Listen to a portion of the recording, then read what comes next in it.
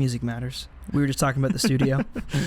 Yeah, I'd ask you about like how you ended up here and if this was like the selling point of the spot. Yeah. It's pretty rad. Thank you, bro. Thank you so much. I know earlier you said you have an affinity for garages. I do. There's something about like, I don't know, like just having like a separate space. And this is gonna sound weird, but like even something that's like there's no AC, there's like there's no drywall, there's no nothing. It's just like scaffolding. Ground up. Yeah. And so it becomes a lot more modular in a way where it's like you can sort of design it and use like kind of how you guys have like the nails on the wall to like hang shit. And I love like all the posters and stuff. Thanks, bro. Yeah, it's really sick. Yeah, that was like the selling point of this. Damn, I have so much almond in my throat. Sorry, I don't mean to laugh. No, you're good, bro. The almonds get me. I was saying no, but like, yeah, it kind of was the selling point for this place because like the way the garage is positioned too is just perfect. It has like its own private street. It's attached from the house. I make noise in here till like 5 a.m. Don't bother my roommates. It's like the situation because the dream was always move to LA, start a studio in the garage. I mean, I was telling you before, I have blueprints of this exact studio that I drew up when I was 16. That's so sick. That like this was always the thing. So it was like when I was like 16 or 17. I was like, all right, how do I start a studio? Because that was kind of the leg up or the next step, I suppose, always was the studio. Because, like I was saying, the first 70 episodes of Music Matters are all in different places, and they're all in the Bay Area. So I would drive to San Francisco. I'm from the East Bay Area. I'm from Concord, which is like 35 minutes east of San Francisco. Okay. So pretty much every single weekend, I would drive to the city and do like 4 or 5 or whatever I could do interviews.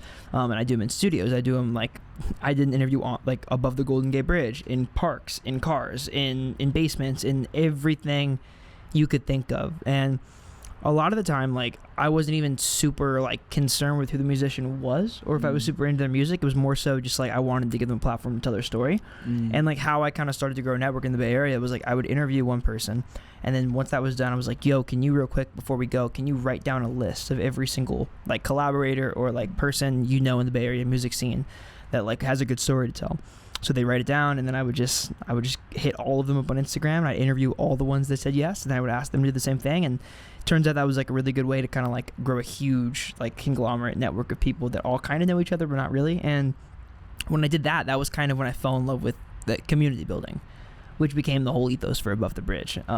So it kind of all came from that. But now this space is so much, it feels so different than that because it's like it's a home base. It's like now I was talking about it on the podcast before with Jeff and Tim, but I was saying like, damn dude, when I leave this space one day, it's gonna be very emotional because there's like a lot of attachment to this place. And it's not just like the shoots and the people that come through, but it's like the nights where I'm in here like 5 a.m. by myself, like working on shit. I mean, Jeff and Tim were singing your praises before, no pun intended, singing your high praises, but that was nice. Cheers to that. Yeah, cheers to that. But they were saying like just how dedicated of a worker you are. Like, do you relate to that sentiment of like some of those late nights being when the best music comes out? What is kind of your workflow like? When do you feel mostly creatively inspired? Also, we should talk about fishing after this because I know you said you wanted to open with that.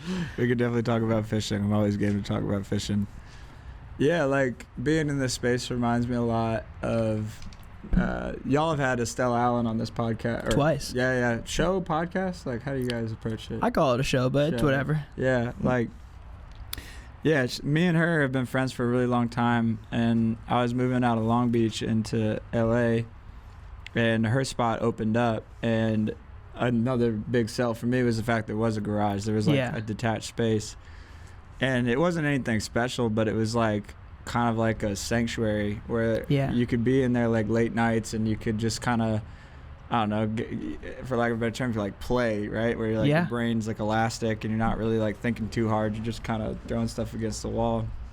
But we actually just all moved out of that house, and we all had kind of, me and Estelle especially, like had a moment of like, oh man, like a lot of really dope music was made in this space. Like Estelle's record, which is coming out, was all made there. So good, dude. Like a lot of the stuff that she released before, I made a record in there. I made the EP in there. Incredible EP, by the way. Thank you, I appreciate it. And it's kind of hilarious to me that it was made in a garage. Yeah. Or predominantly made in a garage. I feel that. It was like half garage, and then I would take it to like Aaron, who's a really close collaborator. He goes by Boxtrod. We would like work on it there, or I would work on it by myself, kind of like I'm kind of like in the type of person where it's like I need to sort of be alone to like work on stuff, because it's like I'm just, it's not fun for anybody else. Yeah, I get it. It's kind of just like, I'm trying to like figure my way through stuff, and then I'll take it to Aaron to sort of like kind of gut check, be like, hey, is this good? Like, or is this bad? And yeah, it was fun. I forget what was your original question? I don't remember, but I got another one. Okay, yeah. It's cool how self-aware you are of the fact that like sometimes being in the room with somebody who's making the music or making the whatever really is not a fun thing to be around sometimes, because it's just like take after take after take after take of sometimes the same thing. I think the same thing can be said for like how emotional it can be to be in the room with somebody when they're spilling their guts on the mic in that way, or just making something that lies so close to them. And you write music that's just incredibly personal. I mean, so much of it is obviously fueled by the poetry you write, and it's just these so like just well told like stories so much of the time. Do you struggle like being in the studio with people because some of your music is so heartfelt and so true to who you are, and just also just so vulnerable? I think it depends on the context of it. Like, for instance, like when I work with like Estelle or Aaron or my other friend Will, who goes by Wilter, like I think I've developed like relationships outside of music with them where like we're friends. Yeah. And it's easier then to feel comfortable to be that vulnerable in like a recording setting. And I think I would like to try to get to a place where like I could tap in with not necessarily like strangers, but just like I think there's something to be said when you can sort of like turn your brain off, and turning it off in front of other people is kind of scary because you don't know what you're going to say. You don't know what's going to come out. And like it kind of, putting your heart on the sleeve can be a really like, just like a scary feeling, but yeah, I think like for right now, like my process is still like sort of like hunter-gatherer, where it's like I just go through the minutia of like, I've got like journals and stuff, and I've started like I bought a typewriter. I saw that. Yeah. Looks really cool. Yeah, my hipster fucking ass like bought a typewriter in Goodwill. But yeah, like being able to just like sort of dump everything out, and then be able to like sort of navigate of like, okay, like 80-90% of this is just like, is garbage, or it's not. It's like, it's just right now it isn't revealing itself. And then that 10%, once it's sort of like edited, is like actually something that is salvageable and like able to make into something that can translate to people. And yeah, I think over time that will probably get easier. Yeah. And it's funny to say because like I've been doing this for like 10 years. And it's still like something that I like. It's like it's so precious, but that's the funny bit. Like it's like it doesn't have to be. So that's my 2 cents. That's got to be so like, because I know you've been making music for so long, but the Deloyd Elze project feels so new. At least to the consumer, at least to me. But like being in that place where like, because you made music under other names like for a long time, correct? Like where you're at with the Deloyd Elze project, has it felt like a bit of a turning point? Has it felt like you're somewhere where you weren't before? Like how has it been kind of like launching this new world? Is it exciting? Is it anxiety provoking? It's like all the above. It's really, really cool. Like I had released music in college under like a band called Jacksonville Kid, and that was more like kind of like country rock. I go back and listen to that stuff, and I would say probably like the last 2 things that we did I was really, really proud of, just because I felt like we finally found our groove. And then we like me and my buddy Seamus and my buddy Ian, we moved out here kind of under the guise that we would keep that band going, but life has a funny way of getting in the way of things. It was just like, Ian got into film scoring, and then Seamus, like him and his now wife, like they live in Pedro, but like he was figuring out his stuff, and just like distance, and like we're not in school anymore, so it's like we gotta go to work, we gotta pay rent, we gotta pay bills. It gets real fast. So like that was like my first introduction into doing stuff kind of by myself. Like I had never recorded before. Gotcha. And that was probably like 2019 or 2018. And so then from Jacksonville Kid, it turned into a project I had called Cave Diver, and did that for a while, but had never really felt like I was able to like articulate the things that were like happening in my head in terms of like production. Like, I think obviously with songs, the writing is like the main focus, but I do believe that the production can also have a way of like influencing how something is felt, how something sounds, like how something just can like, they exist in tandem. Like Totally. They don't have to be, one's not taking the front running. Yeah. So like when I moved to LA, like I was working a lot with Aaron just on random stuff, and I don't want to like thank a DAW for like changing my workflow, but like Ableton definitely had a really big play in that. Like I was primarily like Logic for a really long time.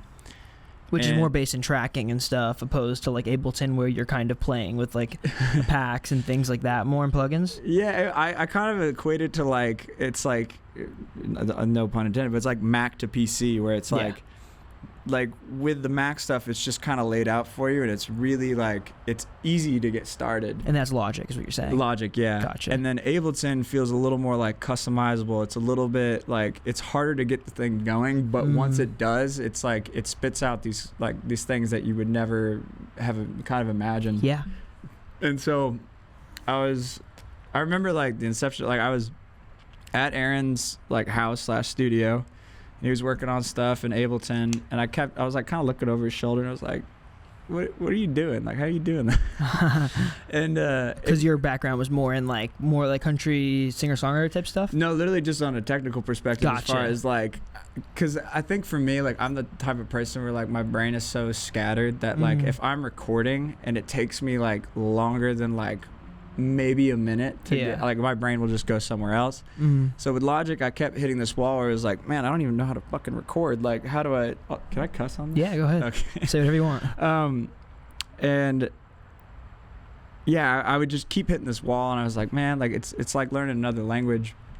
And so watching Aaron over like his shoulder while he's like, you know, doing his thing, I was like, oh, what's that shortcut, like, or how did you do that sort of like routing? And he just walked me through it. And I had Ableton on my computer, and then I went home. I can't remember if it was either that night or the next day.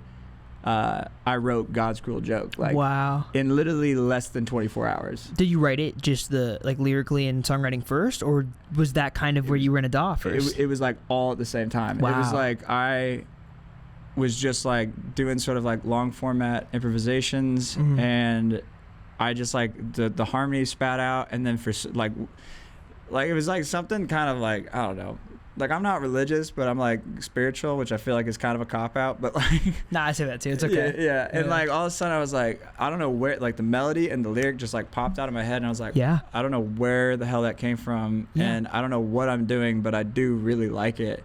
And like I had done like the guitar, I had had the first verse and the chorus and the sort of drum programming, and I think that was it.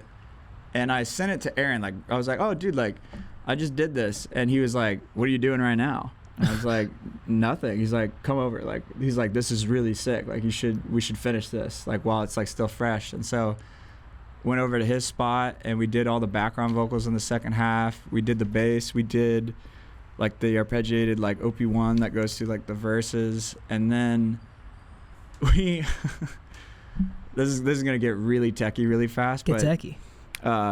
Aaron had this mandolin that he was borrowing from somebody, and we were just like kind of dicking around. We were like, oh man, like maybe it'd be kind of cool to put mandolin on this. And we kept trying stuff, and nothing was really working. And then all of a sudden, like I think I was playing like harmonics on it, and he was like, oh wait, keep doing that. Should I play this? Aaron records it. And in Ableton, there's a simpler function, which is pretty much like for sampling.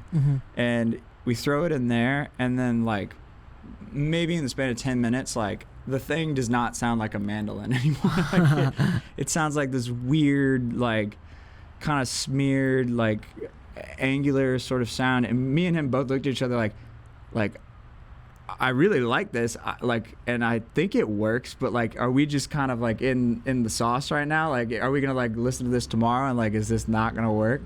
And that like sort of like glitchy, weird stuff that happens, that's essentially a mandolin. I assume that'd be a running theme in your music where you play an instrument, it turns into something that you didn't have before. Yeah.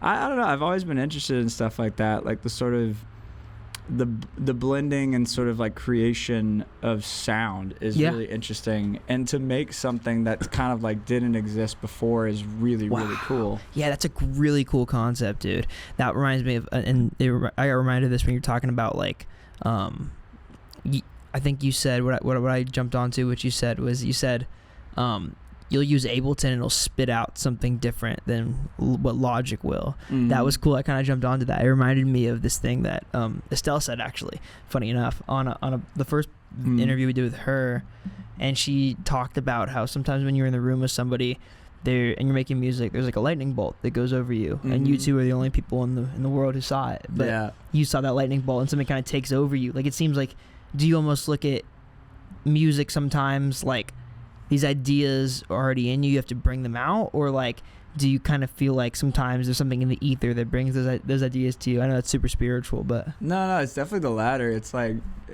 and it's funny that you mentioned Estelle, because I've had many moments in my garage of like me and her just geeking out like on whatever that we were doing. I just love talking to Estelle. Yeah, Shout no, out I do Estelle. too. She's the best. Yeah, no, her. I'm so excited for her record. I've heard the record, and it's so fucking good, bro. And I remember she showed it to me when keep like bumping the song with Felix, bro. Oh, yeah, it's so good. I really like Centipede. Yeah. I really like. Oh man, it's all incredible. It's all really fucking good. There's like, no, I'm really bad with track names, but like the intro to the record is the way she just like. It's like Boney their ass intro. Yeah, and like the way she's like orchestrated it to me is like it's so powerful as like an artist, especially with her, like how she sort of maps out like this relationship as far as like her like discovering like, oh, I'm trans, and then going through that and then discovering that she's in love with this girl, and she's like, oh my god, I'm trans, I'm gay. And then it goes into the section of like and then it goes into the section of like her and like having a breakup like with all these like new and fresh experiences. And it's like the way she translates it into like a body of work is like, yeah, I have nothing but high things to say about her. She's incredible. I love her so much. But yeah, like, you know, and Estelle was like the person who inspired me as far as like to not take things as like seriously as like we're just making music. This has to be fun, because otherwise, like, why the fuck are we doing it? Yeah, I mean, think about it, bro. Like I mean, we have different jobs, right? Like you're in music, you're making music. I get to make stupid ass videos about musicians for a living, and whenever I get frustrated or upset with my job or something professionally and creatively, I'll like take a step back and be like, Dante, you're 22 in your garage making videos about musicians for a living. Shut the fuck up. Like, you were 16 in your parents' house dreaming of this day. Like, I think about that all the time, and it definitely grounds me, and I get to a place where I'm like, damn, like, I have nothing to complain about, dude. We are the most privileged people in the world. Well, we could complain, but just no one would listen. You know? You're right, yeah. Like, we're not doing heart surgery, we're not doing brain surgery. There's people with real jobs. Yeah, but like, I would say, like, to do music, to do anything that is artistic is worth its weight of merit. And I think, like, especially where I grew up, like the arts weren't considered valuable. They were considered almost like as a part of just existing. And like, I would do, like, in high school, like, me and my best friend Alec, we would like get our guitars together. We met because we were in a guitar class together, like, I think it was freshman year, and I didn't know how to read music, but Alec did because he took French horn. And so for the guitar class, like, every day, like, the teacher would give you, like, you know, maybe like 16 bars of a piece of music that you have to learn. Yeah. Alec would read it, learn it, teach it to me. I would learn it by ear. And once we would play it for the teacher, then we could go out in the hallway and just do whatever we wanted. And so then from there, like, I would teach Alec, like, I kind of knew how to improvise. So I was like, oh, here, like, if you do like a 12-bar blues, like, here's how you kind of like improvise in it. So it was a really fun, like, sort of like symbiotic relationship of like, he would kind of teach me from there, then like how to read music and like how to like get better by ear. And then like we would just jam on stuff. And then we were like, oh man, like, we should just like, it's very like high school, but we should go busk. Like, we should just like make some taco money, and like, you know, we don't have anything better to do. And then we would go play like all these like different bars, but like it was crazy where you like play the bar sing long enough where it's like you cut your teeth. You get good at like learning how to like perform. You learn how to like sing and like play songs for people. but it's interesting. It's like the mindset of people there is like it's kind of taken for granted. It's almost like, oh yeah, this is interesting. It's not a job. It's not like work. And it's a leisure activity. It's a hobby. It's a hobby, and that was really hard, like growing up, because it was like I really wanted to do this, and I really wanted to like pursue this as a career. Yeah. But like getting kind of met like kind of like down the road, like people are like, oh, that's really cool, man, but like when are you gonna get the 9 to 5, like when are you gonna do the desk job, you know? That's so interesting, and that's super valid. That's super valid experience. But I think coming from the opposite perspective, almost, where I grew up in California, and I knew so many kids who wanted to be musicians, and it like was a thing. So it's so interesting that like you have that perspective on it. Do you think there's anything? I guess suppose this is the way that I see it, but I totally see if your experience will lead you somewhere else. Do you see any value in the novelty of keeping music silly and like fun, and like making sure that like you don't get to the place where even when it becomes a job, it's just professional and serious all the time? Like, how do you balance those two worlds of like wanting to be taken serious as an artist and like pursuing this seriously, but then simultaneously like being in this place where like if you take it too seriously, it becomes a job? Also, can I snag another beer? Yeah, of course. Thank you, bro. I was talking about this the other day actually with Aaron, and this might be a convoluted answer, but we were talking about Adrienne Lenker. Oh, she's the best. Thank you, brother. Yeah, of course, man. Like, thank God that there is somebody on this earth that is doing that is providing this service for people. Yeah. And it's something where she probably doesn't know how to exist without it. Yeah. You know, it's wow, like, yeah. it's part of like just who she is, and like thank goodness that we have that person to like offer this like either this perspective or this like this beauty that we wouldn't otherwise get. And because I know there's like sort of like this like job feels almost like a dirty word when you talk about music, right? Yeah. Like, and not that it isn't, but like I think as a responsibility and as like a duty as an artist, it's like you just have to exist. And like for me, it's like music is like the only thing that I've ever been interested in. It's the only thing I felt like I was ever really good at. And it's just something that it's like whether or not the burner clicks on, right? Like I'm gonna be doing this until I die. Yeah. And like it is who we are. It's within us. And like so I view it like I feel like it exists in my brain where like it can exist as both, where it's like it is a job, but my job is to be as like authentic and as like true to myself as I am. And it's a huge privilege. It's a huge like, it is a responsibility, but like I feel very grateful for that. I feel really like blessed that I have like this sort of like purpose and this drive that like puts me on a path. Yeah. Because otherwise I don't know, I'd probably still be in Jacksonville.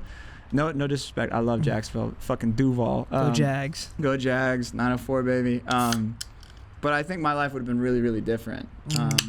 Cheers, brother. Yeah, cheers. Thank you, my friend. Of course. I totally feel that, though.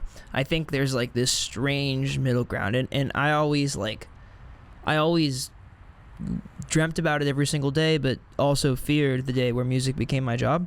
Because I was petrified and frankly like terrified of the idea that one day this would become a thing to me that was like just a way of making money. And I'm very grateful that it hasn't gotten to that place, and I really, really, really hope it doesn't get to that place. But I think it's hard. You got to find this middle ground where it's like you go to work every single day and you acknowledge that our job is the funnest thing in the world, but simultaneously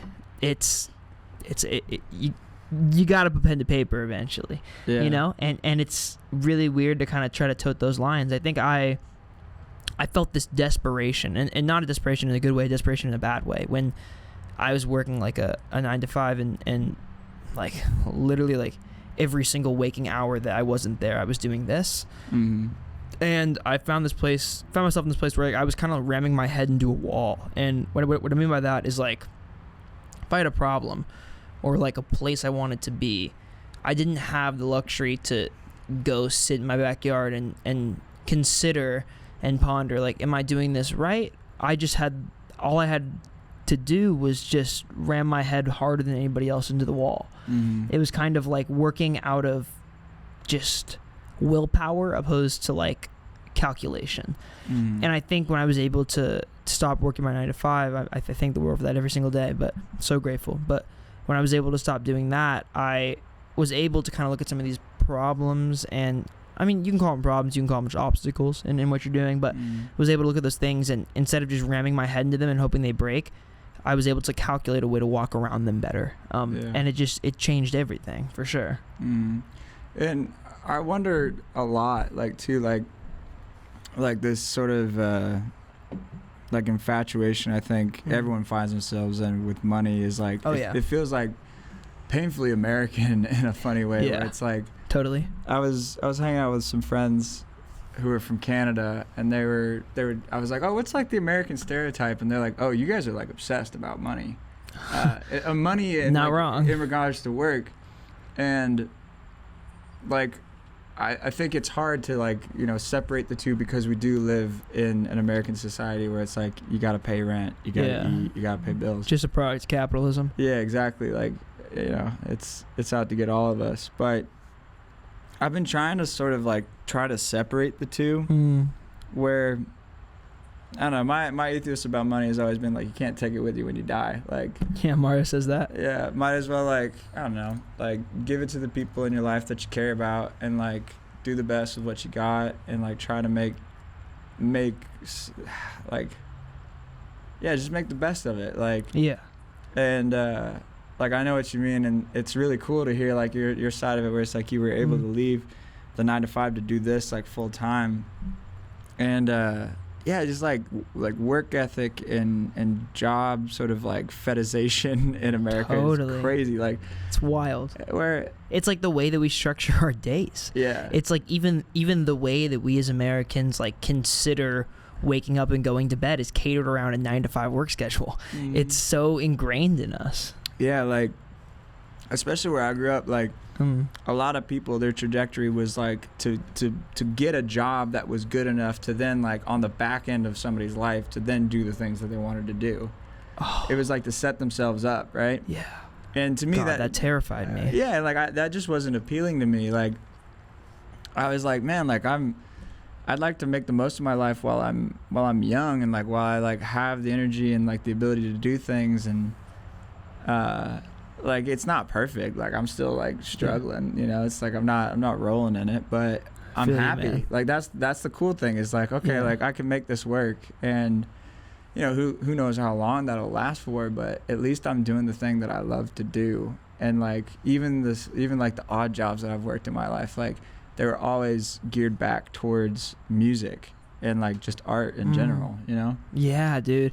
I used to say this all the time, but I think I stole it from Whiplash, but I believe Andrew Neiman says something like, he's talking about Charlie Parker, I think, to his dad. And he's kind of using Charlie Parker as an example of greatness, which, you know, rightfully so. He's Charlie Parker. But I think he said Joe Jones wasn't a great drummer until Charlie Parker threw a cymbal at his head. And then his dad said, yeah, and Charlie Parker died drunk alone at 34. And then I think Andrew says, I'd rather die drunk alone at 34 and have people at a dinner table talk about me than me die and nobody remember who I was. And I think about that quote very, very often. And I think I used to kind of glorify that mindset a bit too hard, where I would be like, all I want is to be remembered. And, you know, there's some truth to that. There's some negatives that go there. But I think it's really hard to try to balance dreaming and accepting. And I did a podcast with this band called the Mexican Slum Rats a couple weeks ago, and they said something that really stuck with me. And the lead singer, Kevin, he said the words, please yearn. And that really, really stuck with me. I wrote it on the table there in pink. I said, please yearn. But it really stuck with me. And I think that is the best middle ground there is, to wake up every single day yearning for something more. But on the flip side, that's like you're really playing into the human condition there, where I think so much of the importance of being alive is waking up every single day and accepting, like, I love where I am right now. And, you know, where we both are is an amazing place. We get to wake up and pursue the thing that we love. It's a incredibly privileged place to be. But I think that middle ground of yearning, always wanting more, but always loving where you're at. If you can somehow strike that middle ground, I think the happiest folks I've met in life have found that middle ground. Yeah, of course. And yeah, like having the sort of like, it's like being comfortable with uncomfortable, where I feel like for me, like the biggest chapters of my life have always been of a place of like uncomfort where obviously like while it's happening, it sucks. It's like, I don't know what I'm doing. I don't know where I'm going. Like, what is my life? And then, you know, maybe a week after it, I'm like, oh, like I needed to go through that to like see where I am now. And I was going to ask you about this, where it's like, because you were talking about the garage and you know, you've done like 70 episodes where you were just like kind of going to different locations, and now you have like a physical sort of like workshop, like, and I think you touched on this, like kind of waking up and being like, oh my God, I did the thing that I wanted to do when I was 16. Yeah. And like, I don't know, it's funny where like sometimes you got the blinders on, right? And like, you can't really see like how far you've come. Oh, dude, yeah. And then when you do, you're like, oh, like 16-year-old me would be so stoked. Would pass out. Yeah, it would be so high, like hyped that I'm able to do this. Yeah, dude, I think I've been thinking about that a lot very recently, actually. And like, that's a really good place to ground yourself, I think, where you can get back to the place where, like, all right, Dante, you're 22, and 16-year-old you, if you saw this. Like, if 16-year-old... So I started above the bridge in a movie theater. I was a busboy, and my job was in the movie theaters, and I read about albums on my phone. That was where everything started 6.5 years ago. But if you showed that 16-year-old kid who was failing high school that I could be 22 and doing this... Because I felt...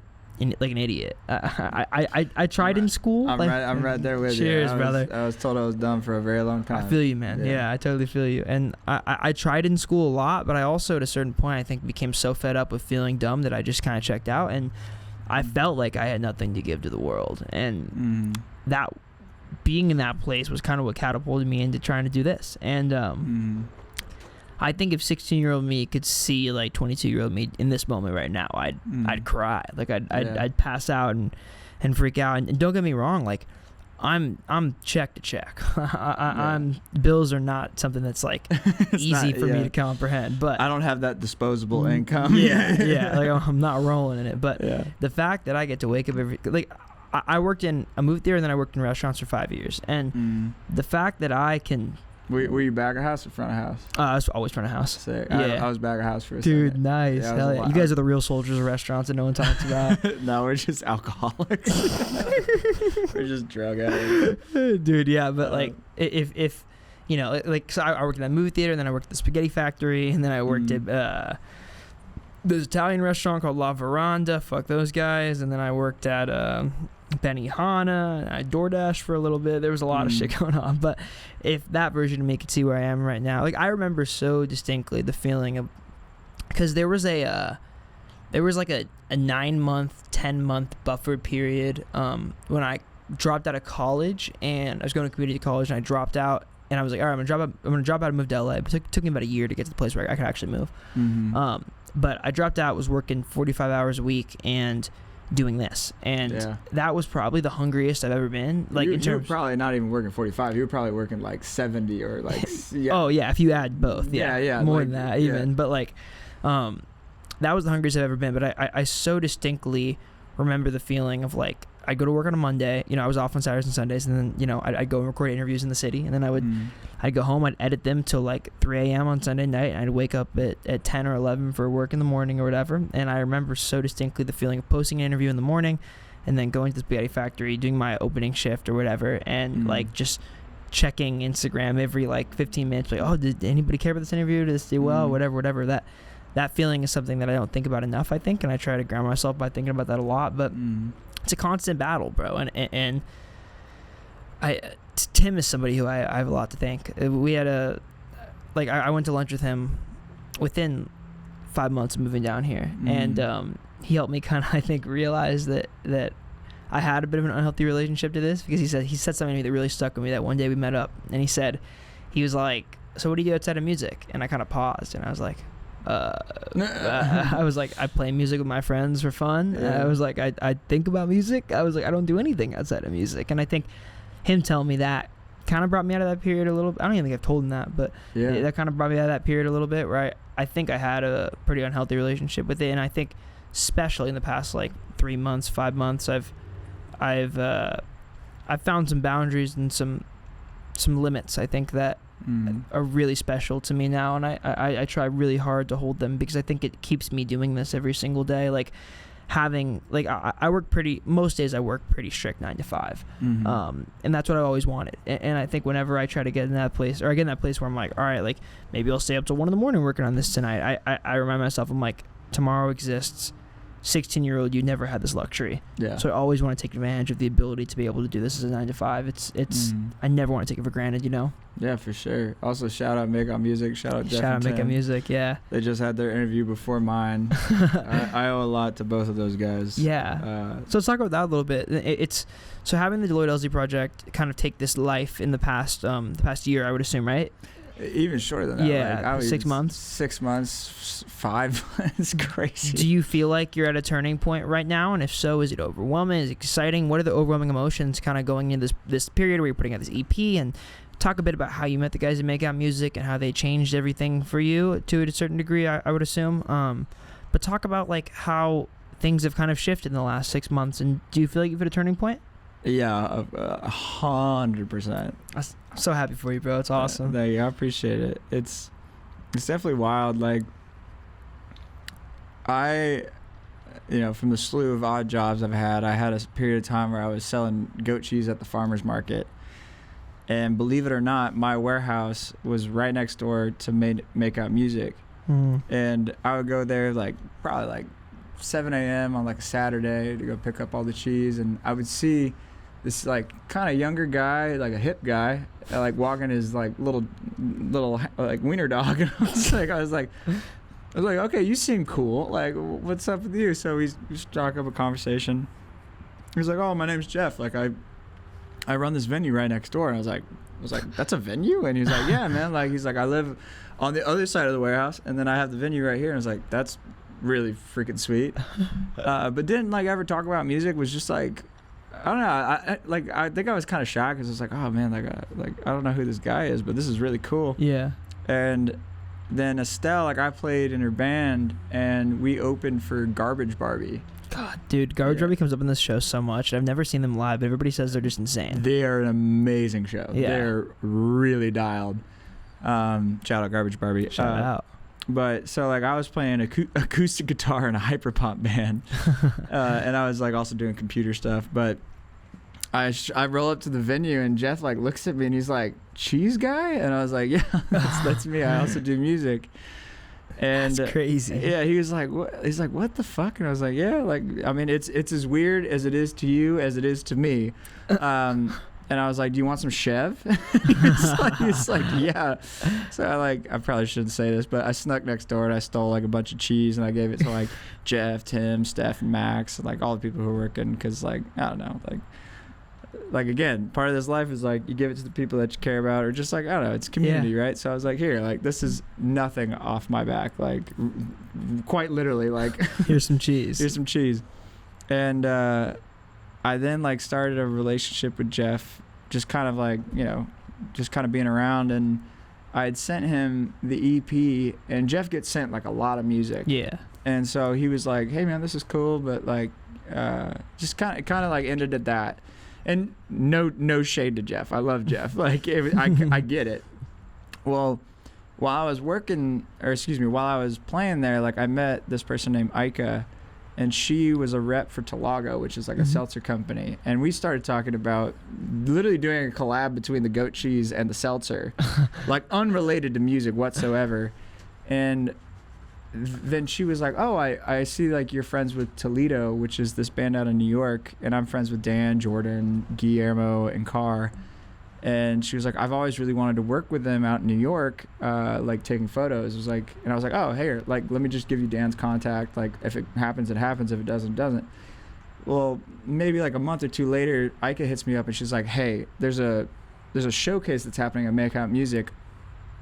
She had never heard me play, mind you. Like, she doesn't know what I sound like. And she was like, hey, I pitched your stuff to Make Out Music. Do you want to do this? And I was like, yeah, that sounds super, super fun. And so blindly, like, just threw my name in the hat. And then they were like, oh, yeah, sure. Yeah, you can play. It's like, all right, cool. Fuck, better not fuck this up. And I went in, and it was funny. Like, Aaron was out of town. So Willa, my partner, she played the 404 and I played my songs.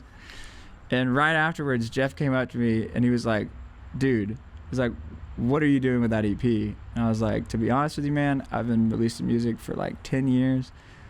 Like, I just do it because I love it, so I just put it out. I'm just gonna like put out the whole kit and caboodle. And he's like, no, dude, like I really suggest that you don't. I think you should roll it out.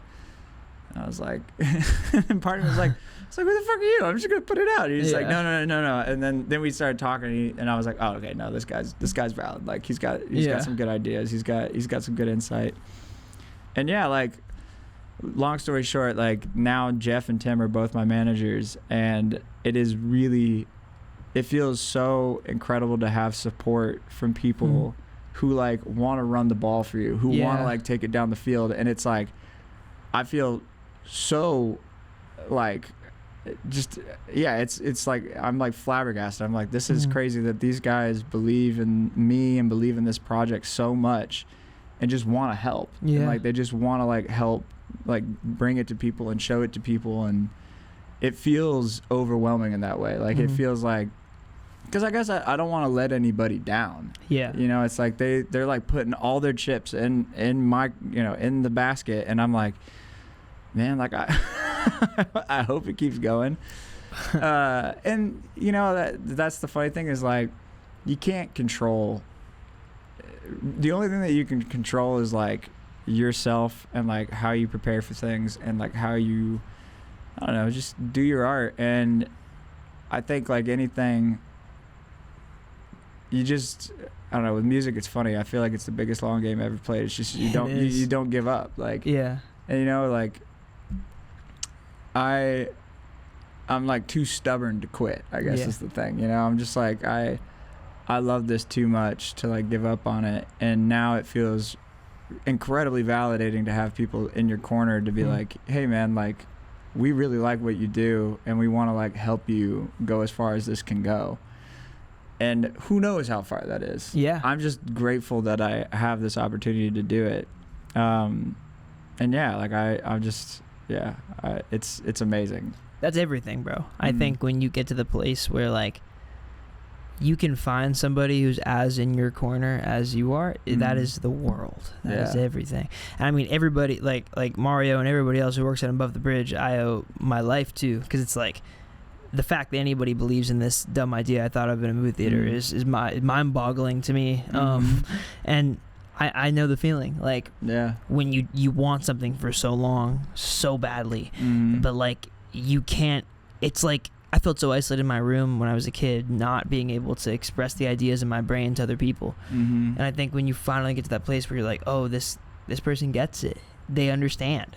That is everything, bro. Like, and those guys are just like the example of any. They are machines. They care so much. Yeah, they're incredible. Like a lot of the testament to, I think, like even just this, because the crazy thing to me about this EP is like it's gone through so much back channeling where that's all Jeff and Tim. They're just like, hey, like y'all should check this out. Like this is really, really cool. Dude, yeah. And it's crazy to me that like the last show that we played for the Digital Twang event, like God School Joke was the song that like I close with usually. God, it was so good, bro. Dude, like it's crazy to me that people were singing. I remember you said something. I was literally like, this. Mario was right next to me, going word for word. This is insane. Like this is crazy. Yeah. Like this song I wrote in my garage, like just. And now like people are singing it. It's not even out. Yeah, it's not even out. Like that's stupid. Like that's dumb. Like, and like that's all a testament to Jeff and Tim, is like as far as like they just want to put this out and they like want to share it with the world. And like I feel very, very humbled that they want to do that. Like, and so like just like I'm like moving through it. It's like day by day, kind of like, okay, cool, like people are paying attention. Oh shit, I'm being perceived. Like, okay, all right, fuck, all right. So yeah, it's a wild time, man. Yeah, dude, it's so crazy when you get to that place and you're like, for the first time, people are watching, and I can only imagine how gratifying that feels since you've been in this for so long. Yeah. Is it like, did you have traction like this ever when you were kind of putting out anything else? Because it's wild, because you're right, that's a crazy concept that a song could not even be out, and these guys have just shared it with so many people that like have resonated with it in that way to where like they're singing the song back to you and it's not even out. Yeah, no, I've never had anything like this.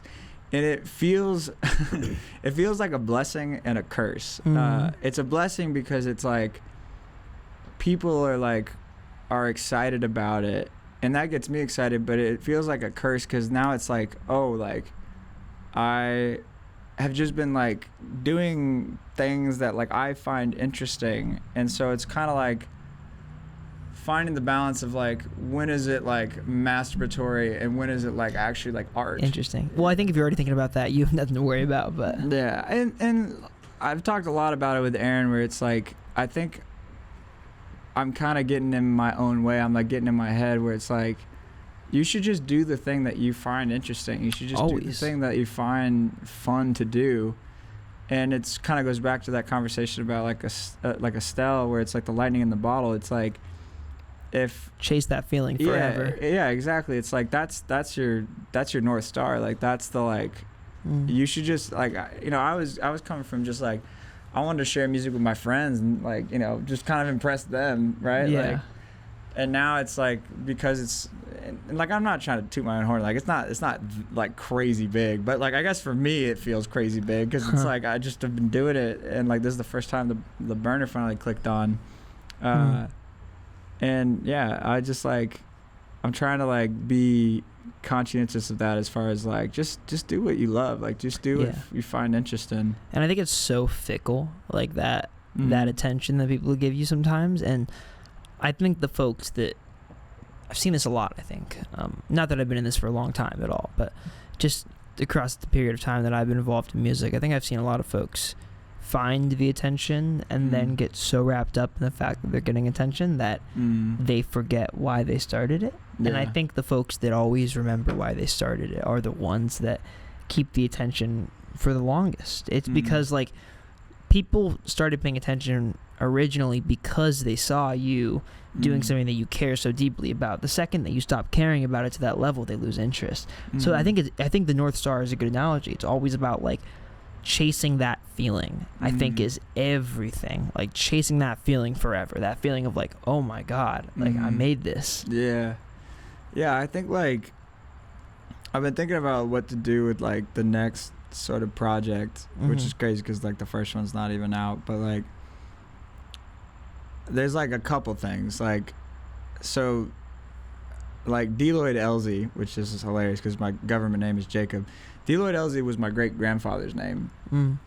And he grew up in Cairo, Georgia. What a name. Yeah. Deloyd Elze Williamson. And he grew up there for most of his life, and then all of my mom's family, like pretty much all my grandma and her brothers and her sister, they all moved down to South Florida. And his farm that he built like in the last 3 years of his life, it's a house, it's a barn, and then like two ponds and like a couple like acres of pasture, is still in our family. Like it's still owned by I think my great uncle Papa Joe. And shout out to Papa Joe. Hardest working man I've ever met. But he pretty much like I was back home for a little bit, and I was driving back from South Florida to LA. He's like, oh man, like you should just go crash at Deloyd's house. And I was like, what do you mean? He's like, well, no one lives there. He's like, here's the roll code, like it's great granddaddy's birthday, just like roll the key and like let yourself in. And I was like, okay, you're telling me there's a house that's really like that Deloyd built, like with his two hands, that no one lives in. And I was like, okay, now the wheels are starting to spin where I'm like, I want to do a record there, like really bad. Oh, you made the album there? I want to make the album there. Oh. Yeah, like that's kind of like my trajectory. It's like I could give a rat's ass about like studios or whatever. Like if you want someone to come and shoot a documentary about it, let me know. Yeah, no, I'm like very, very down. Like it is at the intersection of fuck and all. Like there is nothing out there besides like the barn and maybe like a couple other people's properties. And like doing sort of like a thing where like if I go out there for a week, like get the house set up for people to come crash at, I mean, the dream is like I would love to set up the barn to record, but I have no idea like what that would sound like. So that week prior would be me just testing out everything as far as like, okay, what sounds good, like what would actually be like worthwhile doing. And then the other part of my brain is like, because I've been working sort of like in the box like for so long, I think what could be really interesting to me is like taking all these like electronic sounds and sort of elements, but making them something that is played live. Yeah. So then live tracking like a band and like all this crazy like digital things, but like it's actually like, for lack of a better term, like organic in the way that it's presented. And like literally cutting a whole record like that to me is really interesting. Where it's so like, live tracking everything? Everything. Like, like literally just like the way that the record sound is the way that it sounds because of that garage, the way that sounds like what we ate for breakfast, like what our moods were that day, like, and sort of like capturing the moment. Yeah, just like being in a place and time. And like it's like, this is like a long-winded way of saying it, but like sort of like even having this garage, right? It's a place that's like removed, where it's like your brain goes into a mode where it's like, this is where I can be creative, like in this whatever space. And like it's kind of how I feel about like going to his farm, where it's like there's so much to me that is like tied there, where it's like it's my family's like you know, like place that they built. Like I can go there with my friends, and like then it's like capturing like this like however long like moment of just this place and time like there is so fascinating to me. And like I'm like really trying to do it. It's just money is the biggest thing. Dude, that's so cool, man. Yeah. Damn, that hobby's so cool. Those are all my favorite records. Like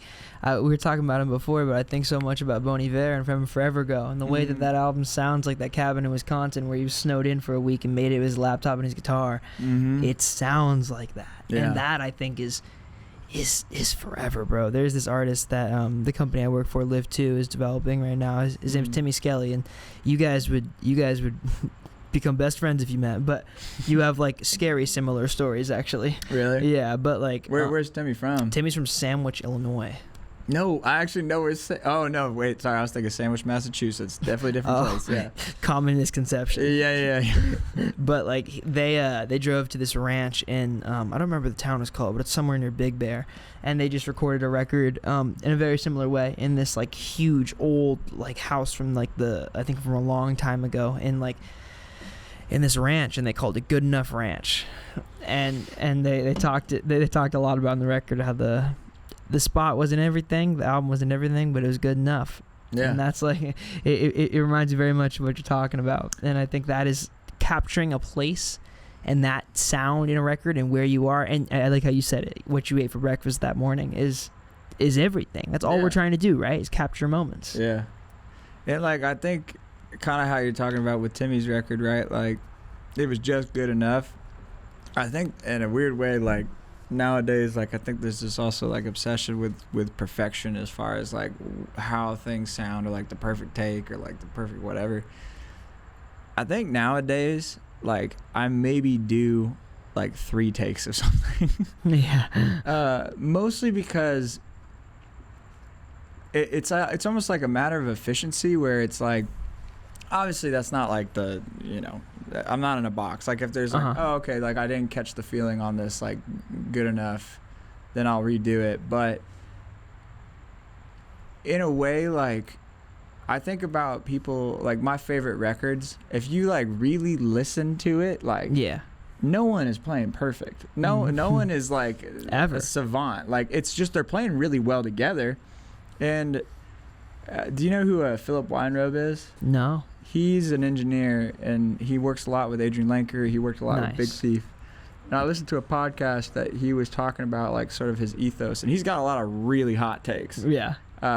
Like the biggest one, there's 2 big ones. Like he doesn't do playback while he tracks a band. Whoa. Like he doesn't play anything back? No. Like if he will record a band, they'll do maybe 4 to 5 takes. That's crazy. He'll ask the band like, which of the takes do you feel like was the best? Like collectively, and they'll be like, oh, take 3. He's like, cool, moving on. And he'll just go, like he won't play it back. And obviously that's, again, it's not like that's wild. It's not like concrete. Like if somebody's like really like, oh man, I want to listen to my drum take, he's like, okay, fine, like we can listen to it, but you'll listen on headphones. And then the other thing is he doesn't do bounces. So like a band, you know, That's insane. they go through a whole day of tracking, and he's like, all right, cool, I'll see you guys like next week or in a month. And his ethos behind it is like the only time that we are working on this song is like when we are in the studio together. And his reasoning is like your brain wants to like something over a period of time. Yeah. And it will convince you that Mario it likes felt that it. one. Yeah, like everyone's got the demoitis, right? Where it's yeah, like, for sure. Yeah, like you cut the demo, you listen it, and I'm guilty of this. Like I'll listen to it like 50 times and be like, oh yeah, like this is sweet, but like I think there's a really importance of like not being it's like finding the balance of like not being precious about it, not thinking like it has to be perfect, and then also too like not fixating on it. And if it's something where it's like the performance feels good and like the message is coming across, like it doesn't really matter at a certain point. Like, Yeah. I think as musicians, like we get so in our heads about like, I want this to be like our best foot forward, and it's like sometimes like the good enough is the perfection. It's like because everyone like thinks about like a record where like you hear somebody mess up and they still kept it in the take, right? Yeah. Like, and that's the magic. That's like this is a human doing this. That's the moment. Yeah, Like that's the moment. This isn't a machine. Like it wasn't any editing. Like Yeah. this is like, that's like perfect in my eyes. And it took me a long time to sort of like get to that place where it's like you're only as good if you can't get it in 3 takes. And this might be a hot take for people. If you can't get it in 3 takes, then it means you need to go on a walk. You need to go touch grass. You need to go like go hang out with your friends. Yeah. And then come back to it. And maybe you'll get in those 3 takes. If that's not the case, then just like, you know, it's not like walk away from it, but just like take some space, like take some time, you know? Yeah, dude. So like, cause if you sit there for like, and you're just like trying to chip away, it's like, Maybe you're trying to make something work that isn't supposed to. yeah, it's like diminishing returns. Yeah. It won't. Wow. Yeah. Dude, yeah, wow. I think it's something that resonated with me that you just said, or what I thought of anyway. I think all my favorite singers suck at singing. Yeah. Like Brian Sella, Connor Oberst, like all folks that like just are like not by any stretch of the imagination like technically good singers, but you just hear every crack in their voice. You hear Mario just texted me, can I have a beer? Let me see if I got some more here. Why didn't you text Jacob? Why'd you text me? I probably wasn't looking at my phone. No. He knows I look down for the question, so I'm out. rest in peace. Yeah. But I was saying, like, all my favorite singers are not good singers, but you can hear the emotion in every single take. I know I keep going back to it, but Forever Forever Ago by Bon Iver is like a prime example of this. It's just like you hear the pain in that man's voice with every single take, and I almost wonder like how many of those were first takes, how many were repeated takes, how many did he retrack. But I feel you on that demoitis. I think sometimes our heads get in this place where like we want something to be something that it's not, but I think on the same token sometimes things become something that they weren't originally. I think about songs in that way a lot. Like I think there's plenty of songs in my life that I heard for the first time and they meant something, but not a lot. And then over a long period of time, they've become something to me that like I never could have imagined they would have been when I first heard them. I think songs have this funny way of morphing into like how you're supposed to see them, you know? And I think that is that first take magic you're describing. Maybe, you know, if you were at that Deloyd Elze ranch and you captured a very, very special moment, maybe that, you know, somebody might listen to that when they're 16 and it might not mean anything to them, but then maybe when they're 28, your age, or, you know, maybe when they're 25 and they hear that 25-year-old in your voice or whatever it is, that resonates to them on an entirely different level. Yeah, like, yeah, music has a funny way of like how you said, hitting you at certain moments. Like, I've been really, weirdly enough, I've gotten into George Jones a lot. Me and Mario talked about this, but there's this podcast out there called Cocaine and Rhinestones, and if you can't notice, there's a common theme. I like podcasts a lot. Hell yeah, I'm glad you're on it. Yeah, and is the first podcast technically you've been on? Yeah, I guess so. Yeah. Welcome to the game. Thanks, appreciate it. It's an honor. It's a privilege. But yeah, he does Cocaine and Rhinestones does a lot of deep dives on the history of country music, and like with specific people in mind. And he's got this it's like 3 hour-and-a-half long episodes about George Jones and his career, then 3 hour-and-a-half episodes about Tammy Wynette and her career, and then it's like 4 episodes about their careers together and like their relationship. And like when I was younger, like I would hear George Jones and I was like, oh, okay, like this is cool, like it's just not my taste. And now I'm like, and probably because of like the context of knowing like how the music was recorded, like where it was recorded, what was going on in his life at that time, like I like can't get enough of it. It's so cool. And like sort of like approaching this thing that I have going, like almost in like a, for lack of a better term, like a crooner country style to me is really interesting. Like to sort of blend like electronic and digital elements with like a crooner like sort of trajectory. Like I don't know, I just feel like it's something that like my brain is sort of leading me to. And there's something that you said like that made me think of this, where like when you're ever creating and stuff, right, like you know the moment when like your brain shuts off and then you just like flow state. Yeah, and you wake up, you're like, oh shit, it's been like 3 hours. Yeah. And I kind of find that with writing and with music and with art in general, where it's like, and with a lot of things like in my life, where it's like if I'm actively thinking about it, I've already kind of missed the point. Yeah. You know, and obviously it takes a second to get there. You don't just like drop into it. And I found that like some of the best things to me that I've like written or like found myself in is like all of a sudden like I just came up for air and I was like, oh, like I don't know where this came from, but I do like it. And yeah, like, and I've been trying to approach that like within my life, like when it comes to like relationships and not like being like sort of just like wandering or like not being absent, like, but being really like present, I think is really what it is. Wow. And like just trying to be like sort of like being in a moment and being in a space with somebody or like art or with just like what you're doing in your life. And it's hard. It's like not easy to do, but it's been interesting. I think it can become easy to conflate like absence and presence. Yeah. It's funny. I think absence is like when you're there and not thinking, but I think presence is like when you're there without thinking. And those are kind of two different things. There was a quote that a rapper named SV Chucky said one time. When shout out to SV Chucky. Shout out to SV Chucky, man, craziest collab ever. But I interviewed him in the Bay Area, like at this point, like 3 years ago, in the back of this vintage shop in the Tenderloin, and he said a quote that I think about a lot. He said, "Presence," or he said, "a fear of the."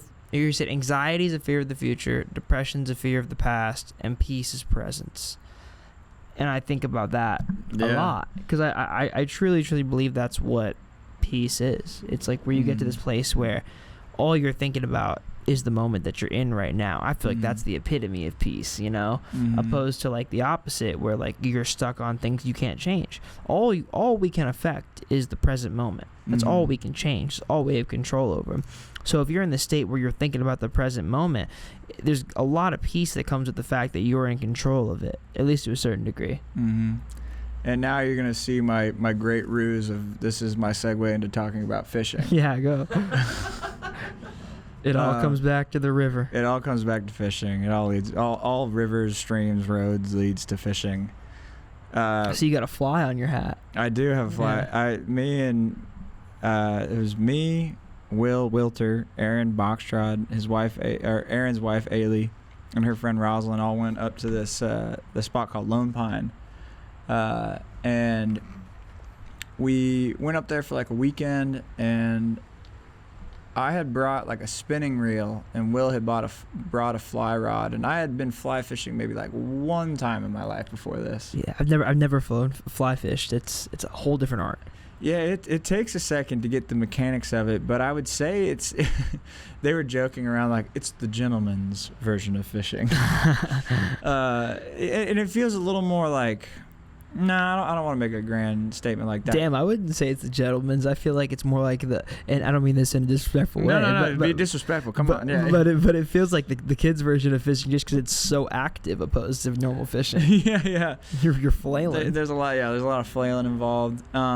But I think the maybe gentlemanly isn't the correct adjective, but like the skill I think of fly fishing comes in with a lot of guys will study the sort of, I don't even know what the study of bugs is. You know what the ology is for bugs? Bugology. Bugology, yeah. The bugology is like they will study like certain regions of like what fly species are hatching there and like what flies are like regional to this area. And mimicking them with their flies. Yeah, and they will mimic with their flies. And then there's the whole art of like tying your own flies, which is a whole art form in and of itself. Crazy. And so like we get up there and we get up to this little spot called Cottonwood, and it's like it takes you about 30 minutes up the mountain, and then once you get up there it's this giant plateau that's like a huge meadow with all these different like creeks and stuff running through. And I was like, the spinning reel is like not really kind of designed for fishing up there. Like the fly rod is like more for that style of fishing. And Aaron's a big fisherman too. No, I think he is, but I don't think he has quite the bug that me and Will have. Gotcha. Like especially like, so we get up there and I borrow his fly rod. We eat some shrooms and I'm just like locked into this creek, and like I'm like trolling up and down it. And like I remember that I was like, my brain's just kind of. It's that the reason why I brought it up is because it's that feeling of peace where like you're doing Flow this state. you're doing this like physical activity, and you're not thinking, but you're just kind of like doing it to do it. And if you get a fish, that's cool. If you don't, like, it's still cool. Yeah. Because you're there. And it's beautiful outside. The weather's perfect. Like you're with your friends. You're just like kind of doing this activity, and you're really, really just, I don't know. It's almost like the journey of fishing is worth more than the trophy you catch. Exactly. And I remember like I was like, all right, this ain't the spot. Like I gotta try to figure something else out. And there was like this couple that wasn't involved in our group. They were just like there, and they kept like trying to take photos of me, and I was like. On shrooms, and I was like, I'm not like what you think I am. I'm just like this dude who's like, an amateur, and you probably think I'm like some like, pro. Pro, and I'm getting like all tangled up and getting rat's nests and stuff. So I'd like go farther up into the meadow, and I remember like I like threw into this spot, and I felt it go. And I haven't felt like that since I was a kid. Like there's like this almost like childlike excitement. It's like crazy. Yeah, the feeling is wild. You're like, oh my god, like it worked. I wasn't expecting it to. And I got this beautiful like little golden trout. And golden trout are cool because in that area they're only specific to that area of California. And they're actually, funny enough, they are the state freshwater fish. Interesting. And I think in circulation there's maybe only like 4,000 of them. Wow. So there is like a bag limit on golden trout, but I was like, I'm just catch and release, and like this is just purely for fun, and also too because I was like, their population is so low, like I don't want to, like I'm also like, I'm not trying to clean a fish up here in like bear country and then like schlep it back to the car and then like have to go to the like Airbnb that we're staying at to then cook. Like that just feels like a health code violation waiting to happen. And so I like released it, and I like go farther up the creek. And then at this point, like Aaron, Ailey, and Rosalind, they leave because they got to get back home. And so Will comes up to me, and I catch another one, and I'm like, oh man, I want to take a photo of this. And I like look down, and I have like this like sort of like fanny pack on, and my phone's gone. And I'm in the middle of this like huge meadow on shrooms, and I'm like, well, this is bad. Like there's a lot of information in that, and I'm just like, Will comes up, and I'm like, problem. he's my like, phone's gone. And he's like, he was such a G about it. He was like, we're gonna find it. And I was like, all right, hell yeah, okay, sick.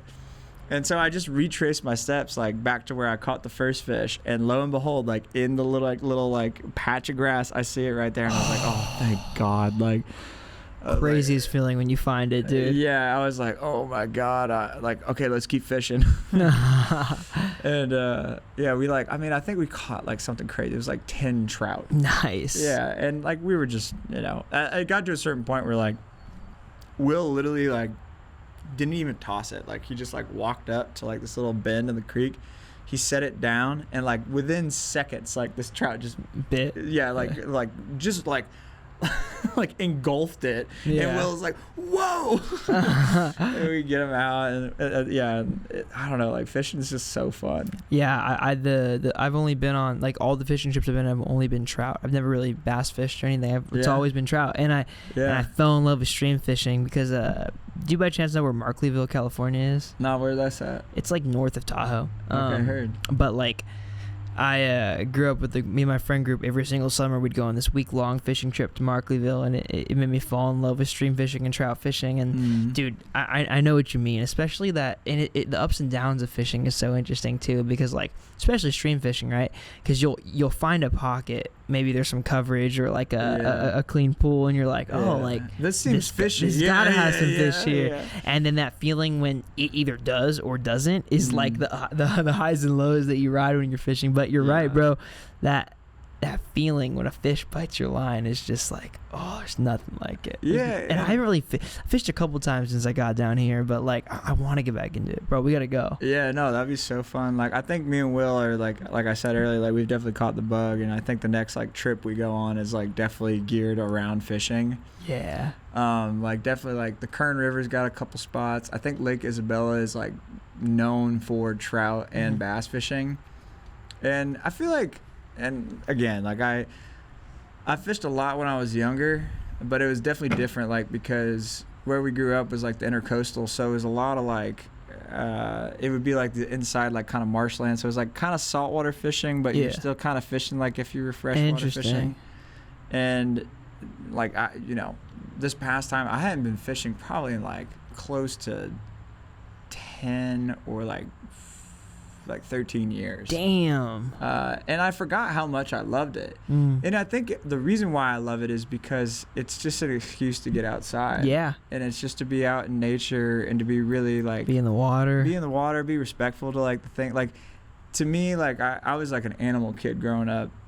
Like my mom got me this like subscription, like it was like a mail subscription to like I forget what it was called. It was like Wildlife Explorer or something like that, and it was like every month you would get like a little packet of a different animal, and they had these binders where it was like all categorized by like different sort of like species, as far as like here's reptiles, here's like mammals, here's this. And every month I was like so stoked when I got one, and I would like read through it and be like just like learn where they live and like what they do, what their diet is. And I've always just like felt really, I don't know, like animals to me are like one of the most amazing things on this earth. Yeah, dude.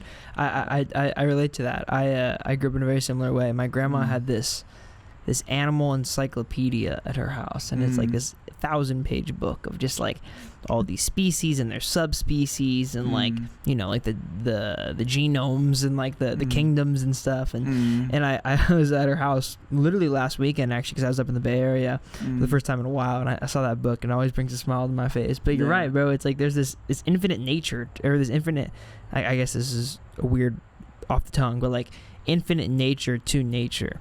Where it's like it's just endless, and it's like there's this whole other class of things that aren't us that exist, and it's really crazy. Fishing really reminds you of that, I miss fishing, bro. Yeah, man, it's fun. Yeah, I think if I wasn't to do music, I probably would have gone into zoology. Yeah, dude, I wanted to be a marine biologist when I was a kid. No way. Yeah. That's cool. Like especially growing up in Florida, a lot of kids were like really into marine biology. What do you think was the biggest thing you learned from Florida and growing up there? And moving out here, was it overwhelming since the environment's so different? How did you kind of acclimate to like living in LA, and what were the lessons you took from the place that you grew up? I would say like where I grew up was a weird spot, because Jackson, like I grew up kind of in between Jacksonville and St. Augustine. And where I grew up was like, it was suburbia, but like it butted up right against the boonies, because like there was a couple families who lived there who had big swaths of property. Yeah. And so it was kind of like their retirement fund where they would sell off a big swath. Neighborhood would come in, and a developer would come in, and they would start building it. So like my house that I grew up probably till I was 4 till maybe 17, like was one of the first houses built. Yeah. And a lot of my friends grew up in the boonies, so like we would, you know, it was literally like this little 2-lane road, not even like, it would go like all the way to my high school, and then we would go farther back in, and that was like right up against the river. Go hang out there, but there's a really big I was joking earlier inside where like sort of like the trinity of where I grew up was family, God, and football. Like that's the big deciding factors of a lot of things. But I would say even within that, like community is really, really big.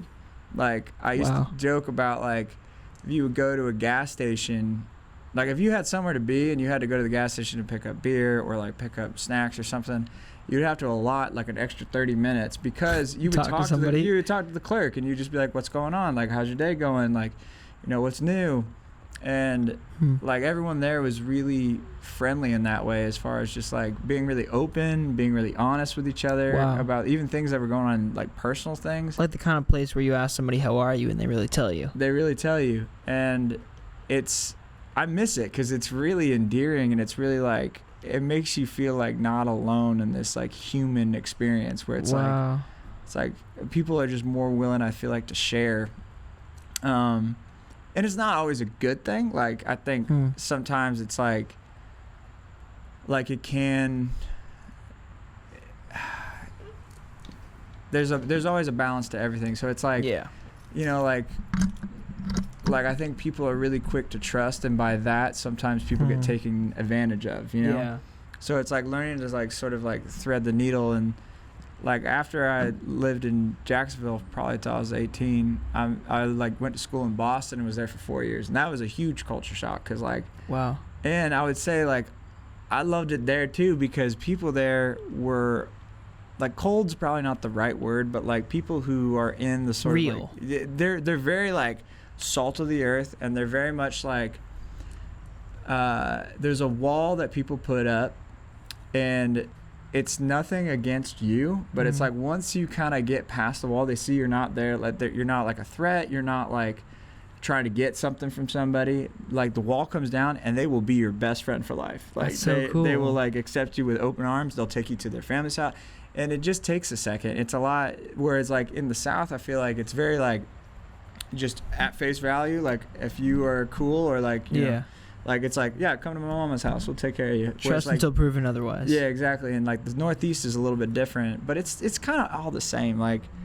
and so from there, like kind of being exposed to that culture, and then coming here, like California is 3 very different, very different places. But like that's the thing is like I love them all for different reasons. Like California to me feels like this place where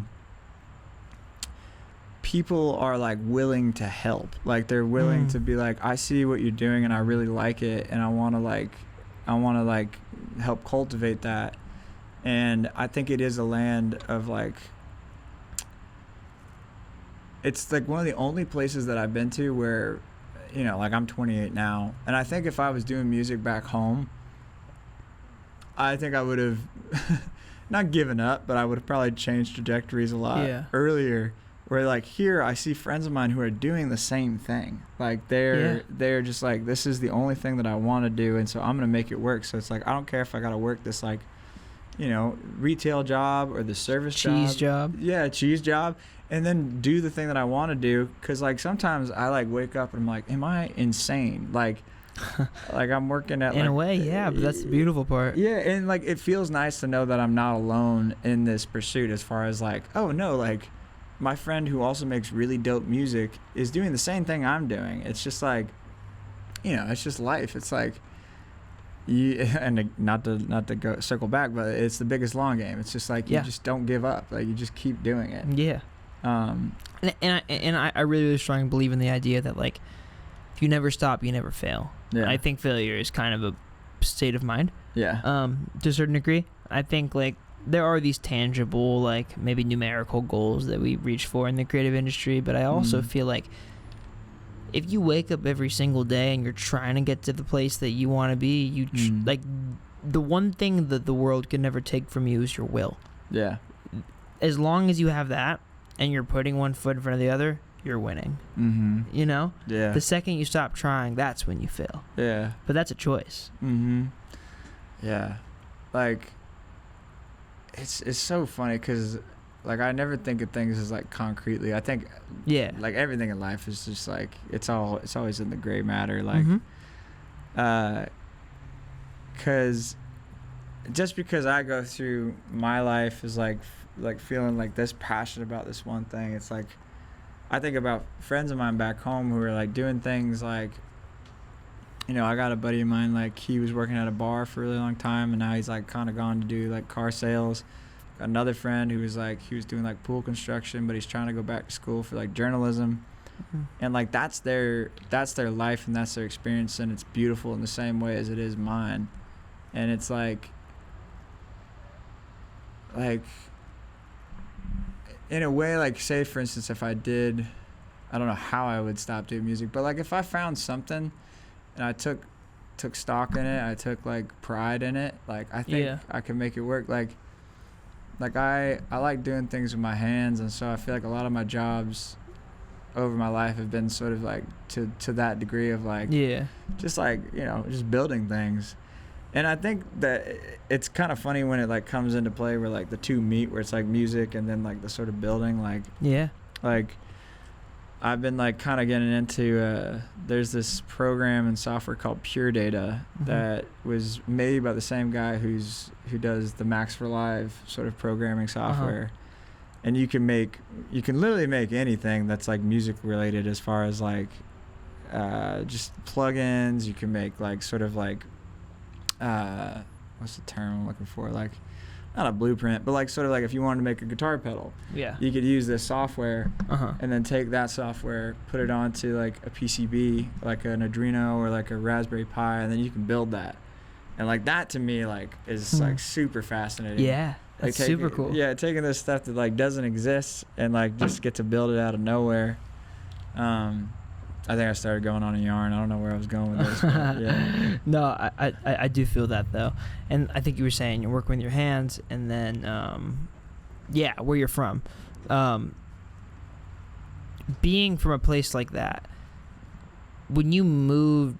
So, actually, I guess I'll backtrack a little bit. So you went to the Northeast. You went to Boston to go to school, you said? Yeah. What was that experience like? Do you mind if I stop you? I have to pee so Yeah, bad. go for it. Hit a pee. Can I... Not just any piss, too. A sizable one. A sizable one. An in-your-face pee. I don't know how you would size it, but it certainly wasn't small. I was impressed. Thank you, brother. Yeah. So music school. Did you like it? Did you not? Are we zinning up right now? Is it Zen season? It's amber is the color of your Zenergy. Cheers. Yeah. Dude, I got like 3 more, dude.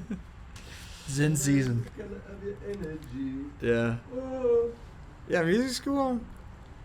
Are you a top lip guy or a bottom lip guy? I'm an upper decker. Nice. Yeah. I'm a lower decker myself. Bottom decker? Yeah, I feel like when I go upper decker, they kind of move. Yeah. I like them when they sit. I feel like I got like a pocket now that like it sits in, which Nice. probably isn't a good sign. It's probably maybe concerning. Did you stop smoking and go to the Zins? No, I'm not that. I'm not that good. And my mom, if she sees this, she's gonna hate me for saying this. But like, yeah, like every once in a while, like I feel the need for a cigarette, but it's not as much as it once was. Here, I'll lean closer. Oh, you're good. Yeah, Northeast, going to school. I think for me, going to music school was probably not the best thing that ever happened to me, but I think it helped me a lot as far as a trajectory. But I also believe that sort of like this like Western mentality of school is a little bit conflated, and that to be a like professional musician or to be like taken seriously, I think that's the problem I have of it. Like this sort of like Interesting. this sort of like, oh, I have this like certificate of some place, and that proves my creativity. That proves my creativity. Where I have a lot of friends of mine back home who are like some of the best musicians like I've ever met, and like they don't have like a formal education for it. So in that way, it's like, and maybe it's I have a problem with like, we had kind of touched on it in a minute, but like when I was in high school, because I had ADHD and like because it's the Florida public health care system, like I was always taught and I was always told that like I was like slower than a lot of kids. Like I was put in sort of like a extra period that was like, as was I. Yeah, it was like the study period or whatever to like catch up. And really it was just it came down to interest. Like I just was like, if anything that I was studying that I wasn't interested in, I did really bad in. But like English and like biology or like anything like I was that I was like, this is really cool. I was like a model student. I don't want to cut you off, but I just want to say how much I relate to that. Yeah. Like just how, and I'm sure you feel this as a writer. And I mean, I started off writing. That was what I did. That's what this was for 2 years. And I took a creative writing class my junior year and my senior year, and I resonated with those classes so deeply. And some of the only moments in school where I felt, and I don't think this is an accident, but some of the only moments in school where I felt welcomed was when I was allowed to be creative. And not to say that like, you know, there's certainly a creativity that goes into things like math or whatever. But things like English where I could write, and the creative writing where I could write, and history where I could like dream almost of like what it was like at a certain time or what it was like to be, you know, where you were, and I could read. Things like that always resonate with me so deeply, and I was always so conflicted because I did so well in those classes but so bad in the more, I guess, like analytical based things, right? Like math or whatever. Like I did, it was so weird being in honors English and then like failing like a math class that I should have taken the year prior. Yeah. I remember like I almost didn't graduate high school because I thought I wasn't necessarily like algebra I was really good at because I looked at it like a puzzle. Whereas like geometry or like calculus to me was like something I was just like not interested in. So I thought my bright idea was to take AP statistics, which was like my worst call. I think I skated by with like a D. The regular stats was hard for me. I got a D in the regular stats. I don't know why I decided to do that, and like I just that was a dumb move on my part. But like I remember, you probably have this too. You're like, do you have like certain teachers that you think about like in high school? All the time. Maureen Allen changed my perspective on the whole world, and it was the only teacher that ever didn't make me feel dumb. Yeah, Mr. DiMartino. He was my sophomore English teacher, and I'd like to think they'd be friends in a different life. Yeah, they probably would. He was a cool guy. Like he was like he really wanted to go pro surfing, and I think he did for a while, but he actually found himself, he was writing articles on surfing just to make like side money, and found out that he had like a proclivity for it. And so from there he went back to school to like get an education in like writing, and then from there went on to teach English and teach kids. And then I think by the time that I left, last time I went back home, I think I talked to him, he actually was like I think writing policy. Like he had gone all the way up into like the St. Johns County like school system. Amazing. And he was like I still think about him. Like he was also super cool. He showed me like the Mars Volta. Like he was so tapped. It was so cool. So based. Yeah, and like he was like, I remember I told him I was like, what's the one Mars Volta record with the orange cover? Oh man, damn, I can't remember, but I remember that album's so good. Yeah, and like he was super into the Mars Volta, like the Talking Heads, and I remember we would talk about music because I would tell him the stuff that I was listening to. He's like, hey, you should try listening to this, you might like it. And I still think about him a lot. Like he was a really good guy. I had like a couple teachers that were like that. I had Coach Nowicki. Coach Nowicki, who very was, southern name. Yeah, he was a bastard, but he was lovable. What do you mean by a bastard? Like he was the track and field coach, and did you run track? I did. So did I. Yeah, I was more on the field side of things. Pole vaulter? I was. How did you know? Like most people don't take me as a pole vaulter. I just ran track. I just know the vibe of pole vaulter. Okay.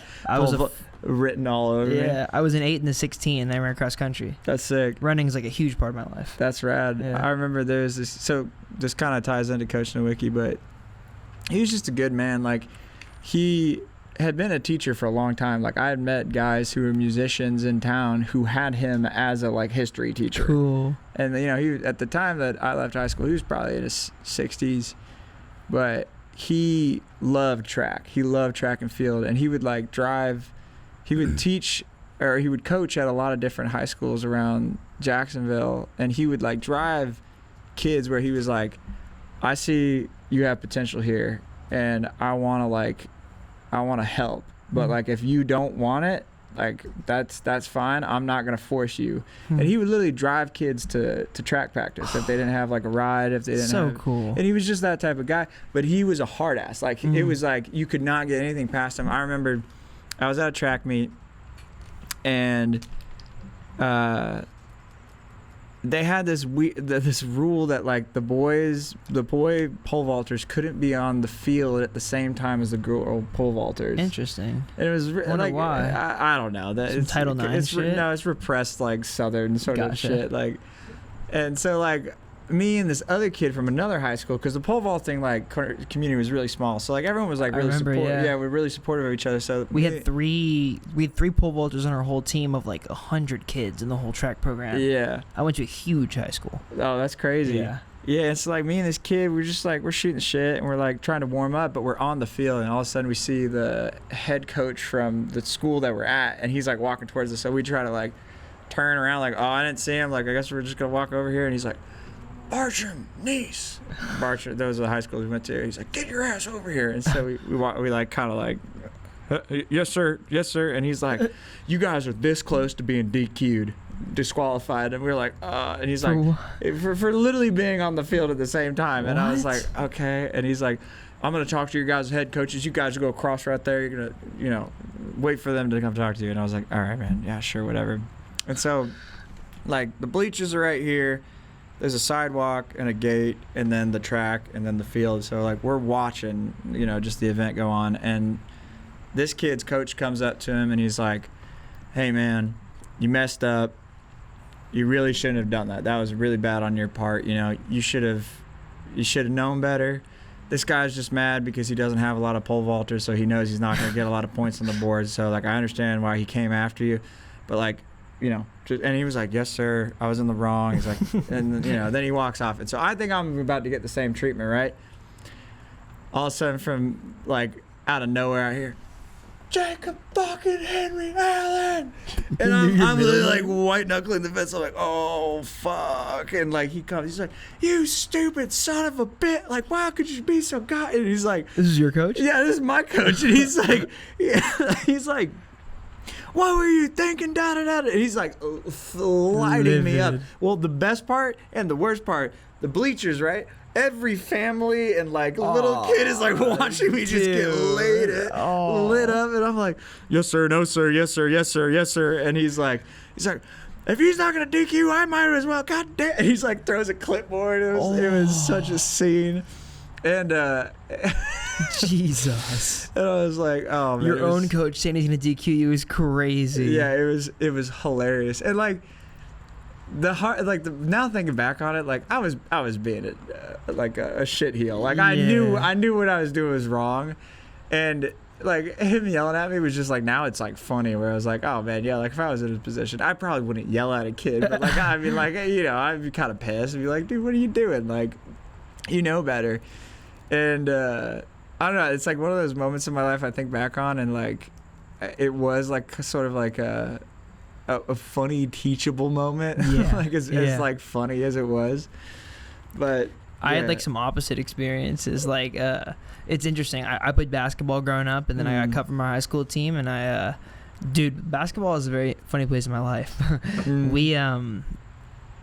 I played basketball growing up, and then I played freshman year, and then I got cut from the team, and then our high school basketball team was very political. Okay. It was very much based in like, does your family donate money to the program or do they not? And my family didn't really have the money to donate to the program, so that was I think a big part of it. Maybe it wasn't. Maybe it was. Who knows? Nah, you're probably right. Yeah, but it was. I cut my sophomore year, and that summer, it was the same summer where Above the Bridge started, and I would spend my days every single day. I'd wake up, or this is not the summer, there was the fall after. I'd wake up every single day. I'd go to the gym at 5 in the morning. I'd ride my bike to the gym.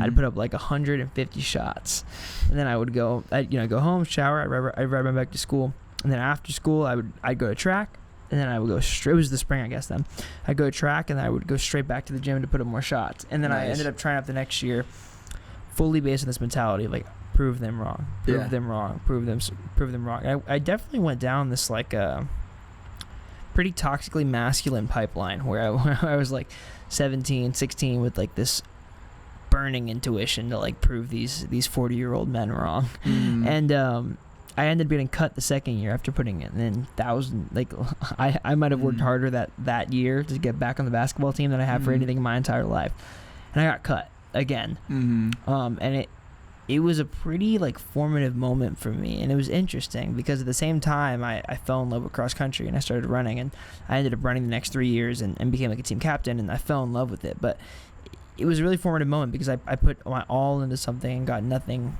out of it. And I think it was a big part of like a big switch in my brain where I realized that I wanted to do something where I was in control. And I think that, definitely was a big reason why I pursued this. And it's interesting, those moments when you're a kid and how formative they are, and how you don't even realize how they end up leading to the things that you do when you're an adult. But it ended up being something that I thank the world for every single day, because like it brought me to running, and I loved running so much. My shout out to Mr. Munch. I should reach out to him again. I haven't talked to him in a while, but my cross country coach was that man was just a saint. He taught me so many life lessons, and he cared so much about that team and those kids and those runners, and it really, really taught me a lot about community, which is just so much what I strive to build now. Yeah. So it's interesting how those lessons when you're a kid can feel so scary. And so like, I mean, I used to get like crazy race anxiety, like to the point where I would like throw up before races. And I never quite understood why I got it, because the results of the race never bothered me. Like if I did well, I was like, oh, that's fun. If I didn't do well, I was like, oh, whatever. But I don't know why I couldn't. It took me a long time to overcome this like really, really harsh anxiety I would get before races. But it taught me a lot. It taught me a lot about like building things that you're in control of. It taught me a lot about taking risks. But I'm so thankful for all those moments where like I felt like the world revolved around me when I was about to run a cross country race, and you very quickly learn that it doesn't. But I think you learn a lot of valuable lessons from those moments that when you're a kid, and they sit with you for a long time. Yeah. And like there's something to be said too about like, especially at that age, like you're kind of getting in tune with your body, right? It's totally. Like, you're sort of like figuring out like how you exist in this flesh box that we all operate in. And I don't know, there's something to be said about like using your body in that way, where it's like in a way it's more mental than it is physical. I think about that all the time. Yeah. Like, I ran 3 miles this morning thinking about that, actually. Yeah, and it's really just, it comes down to that. And I think I've always been envious of runners, because I just got bad knees from playing football. But like, I feel it. I saw that picture you posted yourself with the long hair and the football stuff. That was funny. And I mean, like the football thing was funny because I had no interest in playing whatsoever. Yeah. I just don't think I have the personality for it. Like a lot of the kids who were really good, like there was a switch, like they could turn it on and off. Where I was too nice. That's really didn't want to hit people. I just don't want to hit people, and like I was like, it's a lot to ask. Yeah, it's a lot to ask, and like it's not that deep, man. Like, yeah. But I forget what I was going on about. Football switched, runners envious. Oh yeah. Like they're like, now the people I know who like run or have some sort of like physical outlet, like I do believe that there is a hack to like well-being and like happiness of like having something where you can use your body and like be able to be in tune with it. Like I have a theory that I think surfers are the happiest people on the earth. Because it's like a combination of like you're outside, you're using your body, And like, you know, now everyone's on the like cold plunge thing where it's like, especially if you surf here, it's like you're literally going It's in like cold. frigid cold water. So you're like sort of like getting the dopamine and like nervous system hit. And then like they get out and like they are just perma stoked. Like it doesn't matter on like what about anything. They're just like, I had like when I worked on the boat where I was a deckhand, this captain, his name was Pete, but everyone called him Pistol. I want to talk about that a lot too, by the way, but we'll get back to that. For sure. But Pete was like just 50-year-old surfer, like had grown up surfing his whole life, and it was just like perma stoked. Like he was just like, and like he loved his kids more than anything on this earth. And like, wow. Yeah, he was. I mean, he was a complicated guy. Like he was conservative. He grew up in like, you know, well, he grew up in San Pedro, then he moved down to Dana Point. So we didn't see eye to eye on like a lot of things, but like the way that he felt about his family, that was like the thing that like I took away from it. Was like, you know, this guy just wants the best for his kids, so he's gonna do this job where it makes him good money, but it's not the thing that like does the best. But that's the whole. For him, it was like, this is my purpose. Like this is like, I want to take care and like raise these kids as best as I can. But yeah, to go back into the surfing, like. Yeah, he was always in a good mood.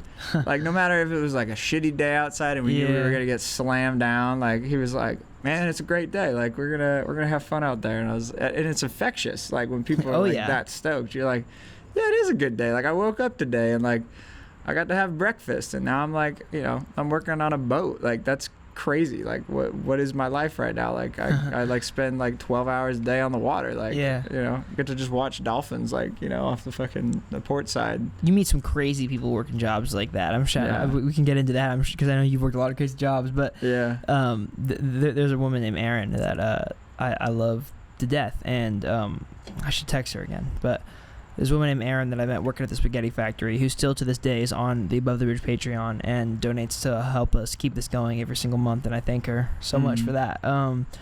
She's an amazing, amazing person and just has one of the most complex and like deep and like meaningful stories I've ever heard of anybody in my entire life. And this woman, like, who I worked with at the spaghetti factory, she was a server there. The way that she would listen to me talk about these crazy ideas I had made me feel so heard. And you meet some of the most complex people ever when I think working those kinds of jobs, because you just get folks from all walks of life that have all these different experiences. She was somebody who had like overcome addiction and like had a long troubled history of that, but had like, when I met her, had really like just almost unbelievably turned her life around. I don't want to spill too much of her personal story, but the odds were against her, and she had turned nothing into everything. And she was somebody who like really like meant the world to me, who I really should reach out to more. But I remember when I first moved to LA, like a couple nights after, I think I texted her something because something reminded me of her. I don't quite remember. But she had like sent me $100, and she just said like, and you know, she's a server, she's not making all the money in the world, but she sent me $100 and like, hey, like, don't worry about dinner for the next week, I got you. That's so sick. And she's just somebody who, like, if I didn't work that shitty service job, I never would have met her, you know. And she changed my perspective on so many things. So I feel you in that regard, where like I think working service jobs and jobs, you know, in that same vein, you meet some of those complex but like beautifully complex people, like beautifully complicated people. And I think it taught me so much about like the way that folks' experiences inform the way they look at the world, and just like how sometimes people who would get crossed over and you know, you walk by this, you walk by them on the street and you would think nothing of it, have some of the most amazing stories ever. And I have a lot to thank for her. Like I have a lot to thank her for.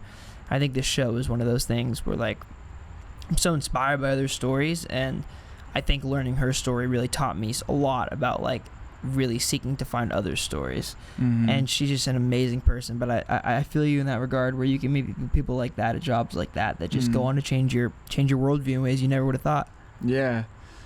And I don't think it's like specifically Southern, but I think like where I grew up, like that's, I think the whole ethos of community there, where it's like you never know who is going through a similar experience to you, or who is going through something where like you would just never know.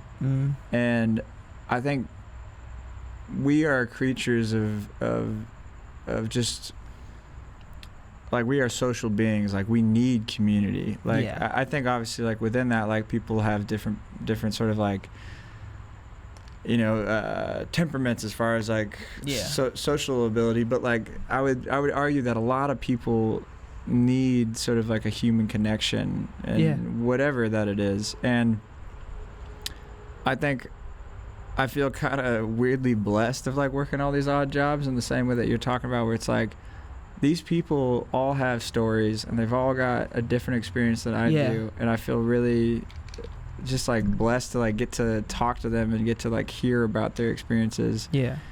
And everybody's story is valid. And, like, I've met, like, so many, like, amazing people and complicated people.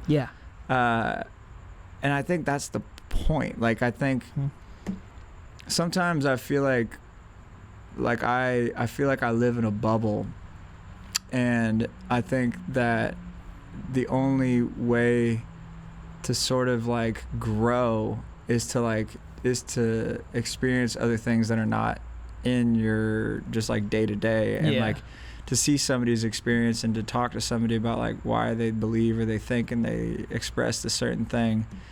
And it's like, you don't always have to agree with them, but it's like, I think it's important, because if you exist in a vacuum, like, there's no discussion, there's no discourse, there's no growth. It's like, it just becomes like a sounding board where it's like, just like, I think we get too much into the weeds about almost nothing, and it's like, you know, it's like very, very small differences sometimes.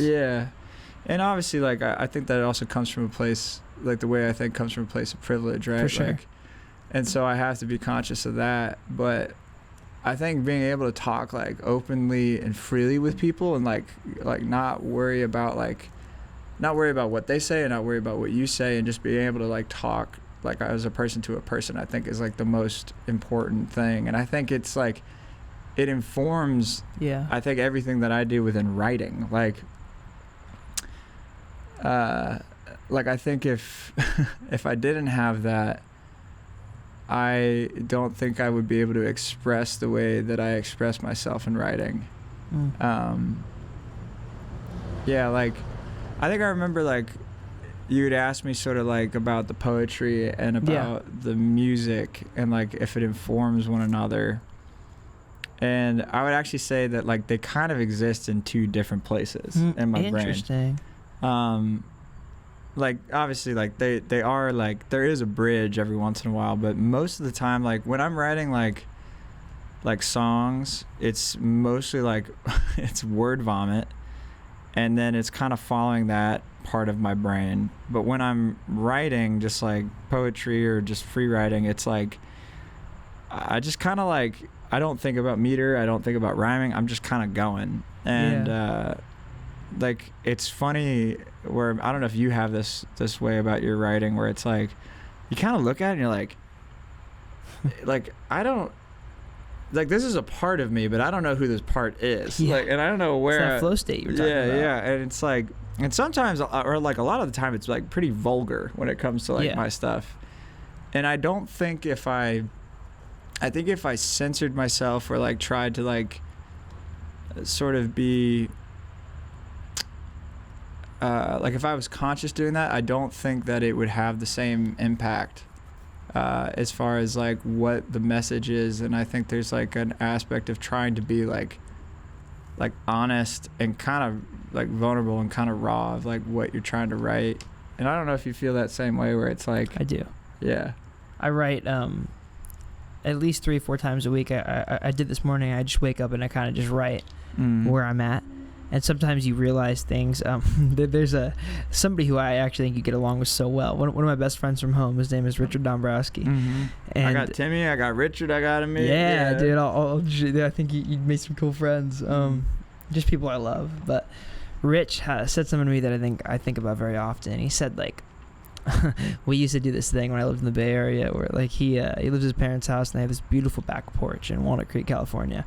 It's like almost like just like beautiful deck with like a picnic table and like beautiful lights, and we'd go out there and we'd smoke pipe tobacco like a couple times a week for like literally 3 years and just talk till 3 a.m. and I love that man to death. But one of the, I think, most fundamental things that I took from one of those conversations was one time we were talking about just this, talking about writing, and he said something. He said,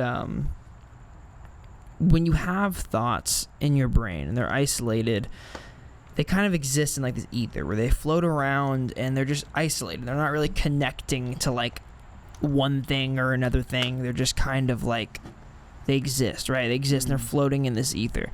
When you write them down, you're kind of giving them context. It's like making that web and like connecting one thought to another thought to another thought, and then they gain context. And I think that's the beauty in writing. It's like it gives things context. And sometimes when you get in that flow state when you're writing, I find myself in this pretty often. You learn things about yourself that you didn't already know just by writing them down and reading them back to yourself. And which I think is something that's like so powerful about writing, you know? It's like when these thoughts exist isolated, they don't make that much sense. When you put them on paper, sometimes they mean everything, and they meant nothing in your brain, you know? And I would even say too, it's like when you can put them on the page, sometimes you can even look at it and be like, I had to write that out to realize that's not like what I think. You know, it's like, I actually don't know if I feel that way about this. Or and not to be contrarian to your point, I actually agree with your point. This is just like a little like subclause, you know, this is like a little dash. Like, I don't know, writing is funny because I didn't get into poetry until probably like a year ago. Like I'd always been writing songs and like lyrics, but I just like I would just, if I had an idea, I would just write it down on my notes app. But it wasn't until like I went through a pretty tumultuous breakup, like probably like 2 years ago. And it like kind of led me to getting into LA. Like I think I was really scared about LA. Like I think I was living in Long Beach and I was like, interesting. I was like, man, this is the shit. And Long Beach is the shit, don't get me wrong. But I think part of my reservation was like I was scared about going to a place where just at a given, like everyone is talented. Yeah. And being like, oh man, I don't know if I'm good enough. And sort of like the catalyst of like having the breakup and then realizing like kind of what am I doing in Long Beach? Like why am I here? Like I don't have any family ties. Like I'm not really doing the thing that I wanted to be doing. Like I was working on the boat and wasn't really doing music. And so you'd kind of like fallen out of music? Yeah, like I was I was working on it, but not like as hard as I am now.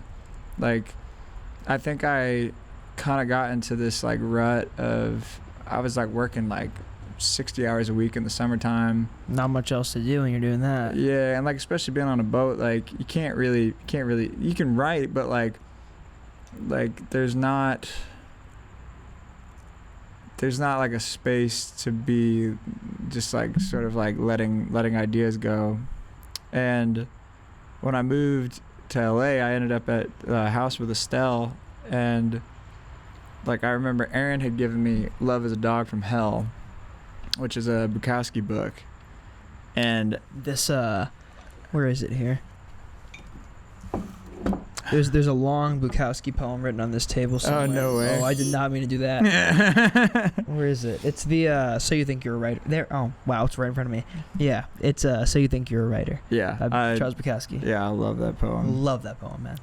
But I tore... That one, like, changed my life. Yeah, I tore through that book so fast. And it springboarded in me, like, a lot of poetry where I would just, like... I would like get home. I don't even know if at that time I had a job. I think I was just like existing in my house, and I'd go out to my front porch. I'd like drink a beer, and I would just like, I kind of had a list of things that I wanted to write about, and I would just like start going. And I didn't know what it was gonna be or like what it was gonna turn into. It was like, I was like an addict. I was like, yeah. I would just be like, like I need to do this, and so like I would just like write and just kind of go. then I would come back to it and I would be like, oh, okay, like I can edit it this way. And I never really had an outlet for it, or I never thought about doing anything with it. It actually wasn't until I met Jeff that I had made this like sort of poetry record where I just like had recorded all the stuff I had written, and I shared it with Jeff, and he was like, have you ever thought about like putting something like this out, or like doing this as part of like, he might have been the one that was like, you should try doing it live. Yeah. And I was like, just to interject real quick, dude, the poems that you I've only seen you once. I saw you at that Digital Twang show. mm-hmm. The poems that you stop and read in between your songs, God, are they amazing, dude. They just, I appreciate that. of course, but they just take the life out of the room in a good way. Thank you. So powerful. But sorry, continue. Just had to Yeah. I had to ride your coattail for a second. Oh no, that's all right. Yeah, I like had never, because a lot of them are really personal. Like Yeah. a lot of them are like about either certain moments in my life, and I was like, in a way, I was like, is this too grotesque? Like, is this too like I didn't want it to ever be something as far as like a shock value thing. Yeah. I mean, they're real though. They're your experiences. Yeah, but I guess there was like a fear of like, oh, is this guy doing this to sort of like elicit a response, you know? Gotcha. I guess a fear of like inauthenticity. Thank you. It's a hard one. Yeah. And Jeff was like, no, like these are, I think you should try this. I think you should like figure it out, but he's like, I would explore this. And I remember the first time I did it, I did it at a house show that Max was putting on, and you're talking about like the anxiety, like before. I was like, I was like, yeah, pooping my pants. I was like, I don't know how the hell this is gonna go. Yeah. Was that the thing you did for his birthday? No, that what? Maybe. I just remember like it was a wild show because I was opening for. Oh my god. Oh shit. I can't even remember his name. I'm such a dick. Oh God, he's a really really nice guy, and his music's amazing. I'm also just really bad with names. I feel you. And so, anywho, I was opening for him, and it was like for a house show, it was like packed, and I was like, oh shit, I would have much rather like done this in front of 5 people and like figured out like if I should do it. And like I did Jonathan, which is like that's the one about the boat and about my friend in high school. And then Mikey is the one about my cousin who Run the shit out of the 4 and the 8. Yeah. So good, man. Oh, dude, he was amazing. So to give, I guess, people context, like Jonathan is about my experience working on the boat, not being able to like tell people that I'm queer, like on the boat, because there's like this weird like, you know, masculinity thing where it's like to be perceived as queer is to be weak, which. Not that I believe that, but it's like when you're in those sort of environments, it's like you sort of have to like protect yourself at a certain element, and then be safe almost. And then then it segues into Jonathan, which is about this friend of mine in high school who is at the time he didn't come out, like he like kept it pretty close to the chest, but like a lot of kids just like had suspicions about it, and it was the only thing that they could talk about. It was the only, and like he was an amazing track runner. Like my high school went to states and won states twice in a row, and if it probably wasn't for him and like another couple kids, like we wouldn't have done it. Like he was incredible. Like an amazing. Do you remember his 8 time? Oh, I couldn't even tell you. Like it's been so long. It blows now. mine out of the water, I'm sure. Oh, dude, he was amazing. That's awesome. And it was just sad to me that like that was the only thing kids could fixate on. Like that was the only thing that like was like perceiving him as queer. Yeah, and he came out after we graduated, and I had this moment of like he is more of a man than like what all these kids think what it is to be a man. Wow. And it just always stuck with me. And like it's funny, like I just like wrote that as like something to myself, and to be able to like share it on stage with people is like nerve-wracking because to be honest, like my mom and my dad don't really know like about me being queer, and And like, I think my sister knows. I'm pretty sure she knows. I think I told her about it. She was like, oh yeah, I could have told you that. And so it's just like, there's like, I think an anxiety of like performing that where I'm like, eventually this is going to get around to my family, and being perceived that way by my family with like context of like just like sort of Southern masculinity. Like there's a weird, like, I think when you grow up in the South, like there's this weird sort of pressure as far as like you have to be the like provider, you have to be the sort of like anchor of a family, you have to be, it's like very patriarchal. Yeah. Which there's so many ways to live life. It does not have to be that way, but of course, yeah. But I do value like the respect and the love from my family, and not to think that like if they ever heard it that they would think less of me, but there's this anxiety and this like fear of like being able to like say this to them. And so like Jeff really wants me to release like some of the poems as like recorded pieces of material, but like it scares the like living shit out of me. It's like, man, like yeah, I just don't know. It's like, I don't know how. Like, even I think about kids from high school where it's like if they heard this, it's like what they would think. And I don't know, it's like it's a fear-based response. And the funny thing about it is like, I don't know if anybody would care. I think it's like all something in my head, you know? But yeah, it's funny. Because like with performing Mikey, like Mikey is something to me where it's like it is really personal. And to give, I guess, folks context, like I lost my cousin Mikey to probably now like 3 or 4 years ago to a fentanyl overdose. And I was in New York when my mom called me and told me. And me and Mikey, like growing up as kids, I always viewed him as like an older brother. He like, he had dirt bikes. He was like the cool guy. Yeah, he was the cool guy. And like, I think he kind of took me under his wing for a little bit. But as we got older, like Mikey just got into some bad stuff, and he tried to do well. Like he would get into like phases of like, he would fall off the wagon and then he'd get his stuff together, and then it would just kind of repeat. And eventually like it just caught up with him. And I remember my mom calling and telling me, like at the time it was kind of like a numb feeling. It was like, oh, okay, like, yeah, it just felt like, that's like, like, and then it hit me that I was like, I'll never get to talk to him. And I remember like, I was at my friend's apartment and I was alone, thank God, because I like got up and I went to go take a shower because we were going out that night, and I just remember I broke down. I was just crying. Been there.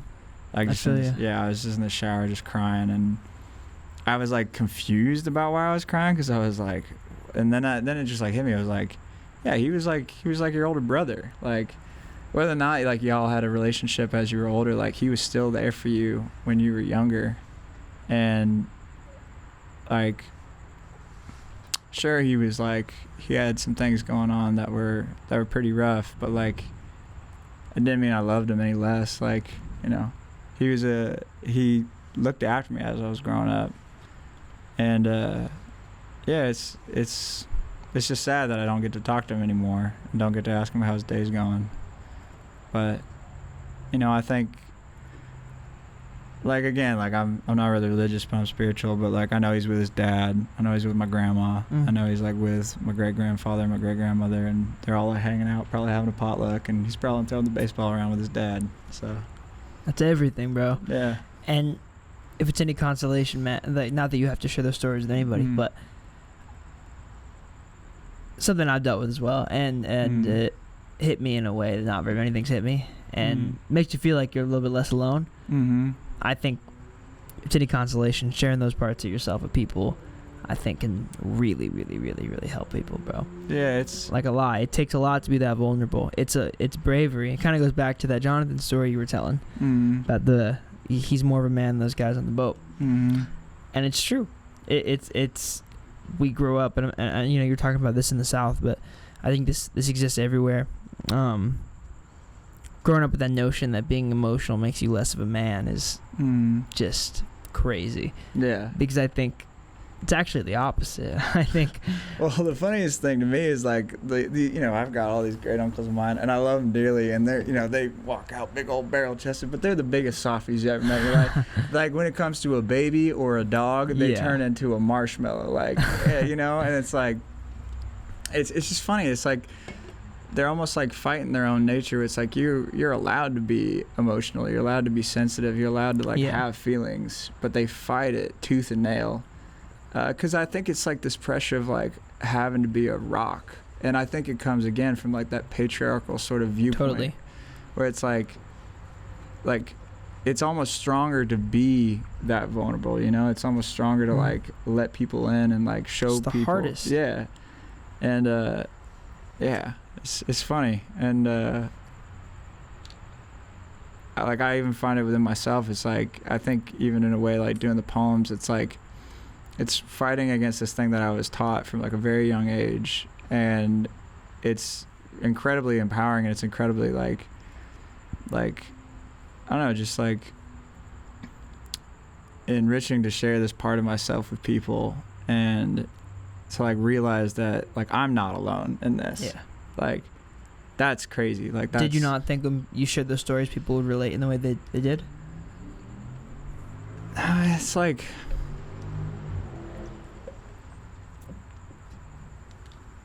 I think the poems do something in the way of like a performance where it becomes less of like a show and it becomes of somebody talking to somebody, like if we were just having a conversation. Yeah, totally. And I think it changes the tone of things, and it's like it feels like a really big responsibility, because it's like something is like you said, like I had the first time I did the poems at a set, I had a guy come up to me and he was like, hey man, like I just really want you to know like Mikey hit me because I just lost somebody in my family like a week ago to this. And I like didn't know how to feel. I was like, I just gave him a hug. I was like, look man, yeah, like it's gonna be okay, and I know it's really hard right now, but and that's the part to me where it's like it's the responsibility aspect, where it's like doing it is like how do I say this, like it's like by me opening up, people feel the ability to open up. Yeah. And like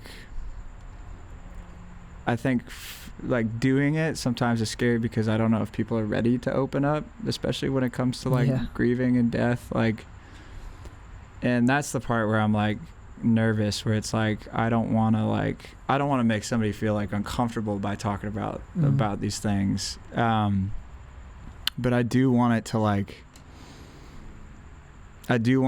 show like this part of myself, because I think sharing it is valid and is important, because it gives people that sort of like that door to do it, and to like, I don't know, just like realize like this life is really precious, and you know the only thing that we got in this world is like, you know, your community and family doesn't have to be blood related. It's just like that's kind of it at the end of the day. Like money and success or clout or whatever doesn't matter. Like it's like I'd much rather be remembered as like somebody who tried to give back to their community than to be like, you know, a famous musician. Like that's so overrated. Like, well, you can't take that with you when you die. Yeah, exactly. Like, so. Yeah. No, I yeah, man. The poem, Mario was making fun of me because when I saw you read that poem, I was on a little bit of mushrooms, but that's all right. Yeah. But watching you do it, like my jaw just dropped, because it's just that intense vulnerability, and that I think is missing from. I don't want to be the old head who's like, oh, like music is missing that now, because you know there's plenty of artists that do the same thing, but allowing yourself to be that vulnerable, I think, is one of the hardest things you can do. And I think like there is no world in which you share that and it's not felt. If that's any consolation. I'll show you after. This is funny. I was gonna tell you later, but I'm not gonna lie. Like I heard that and I wrote like an idea for a short film down that like No way. that I really want to make in the future. I mean, man, I'm really interested in hearing it. Yeah. Really, really, really inspired me. But I think that's something that like some of the most talented, some of the most impactful artists that I think I've ever met are folks that hold that so close to their hearts. Like, this is me, for better or for worse. I'm here. Take it as you will. I think that's one of those beautiful gifts that you can give to the world. Yeah, I'm kind of a little bit take it or leave it. Like, yeah, it's all right if you don't like it, you know. Like because in a way, it's like it has to be for me and from me. It has to like. For me, from me. I love that. Yeah. Mario thumbnail idea. For me, from me. I love that. And, cause I don't know, like, we've all listened to music that you hear, and it's not that it's not good. It's just like there's something to it that's just like, I feel like people aren't showing themselves, and they aren't showing it's hard. Yeah, I mean, like, and don't get me wrong. I'm not saying I have the like. You know, the recipe or whatever. Like, this is an ongoing, like, this is like my artistic sort of like dilemma is like, where's the line, right? Like, you know, we all struggle with it. Yeah. And I think, like, just, I think a lot about this where, like Bukowski, for instance, like, kind of in the same way of Adrian Lenker, it's like, thank God there is Adrian Lenker who is like writing these songs, has the ability to be an artist because it gives back to the world. And in the same way with Bukowski, like he's a bastard. Like as a person, he is a bastard. Like I wouldn't say like he is a good person, but damn, like he writes this thing that's like complex person. Yeah, like 90% of it is vulgar. It's like it's like kind of like, for lack of a better term, like masturbatory. And then there's that 10% that's like this nugget of like, oh my God, like you are a person, like you have a soul, like there's something going on up there, and like you're trying to give it back in the best way. And in that way, it's like, not like thank God he's a bastard, but like I think like people are like not like complex is the buzzword, but like people are complex. And you kind of need the complexity to make sense out of like this own minutia that you have. Yeah.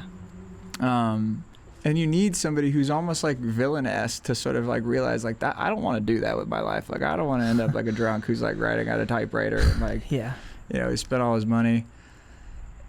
And at the same token, it's like he gave us all this art. He gave us all this like writing that like we can reference as far as like, I mean, I wrote on the table. Yeah, exactly. And like that poem, especially, like I forget what it doesn't come oozing out of you, if it's not the last thought when you go to bed every single night, if you're not telling your friends, your families, and your partners about it, don't do it.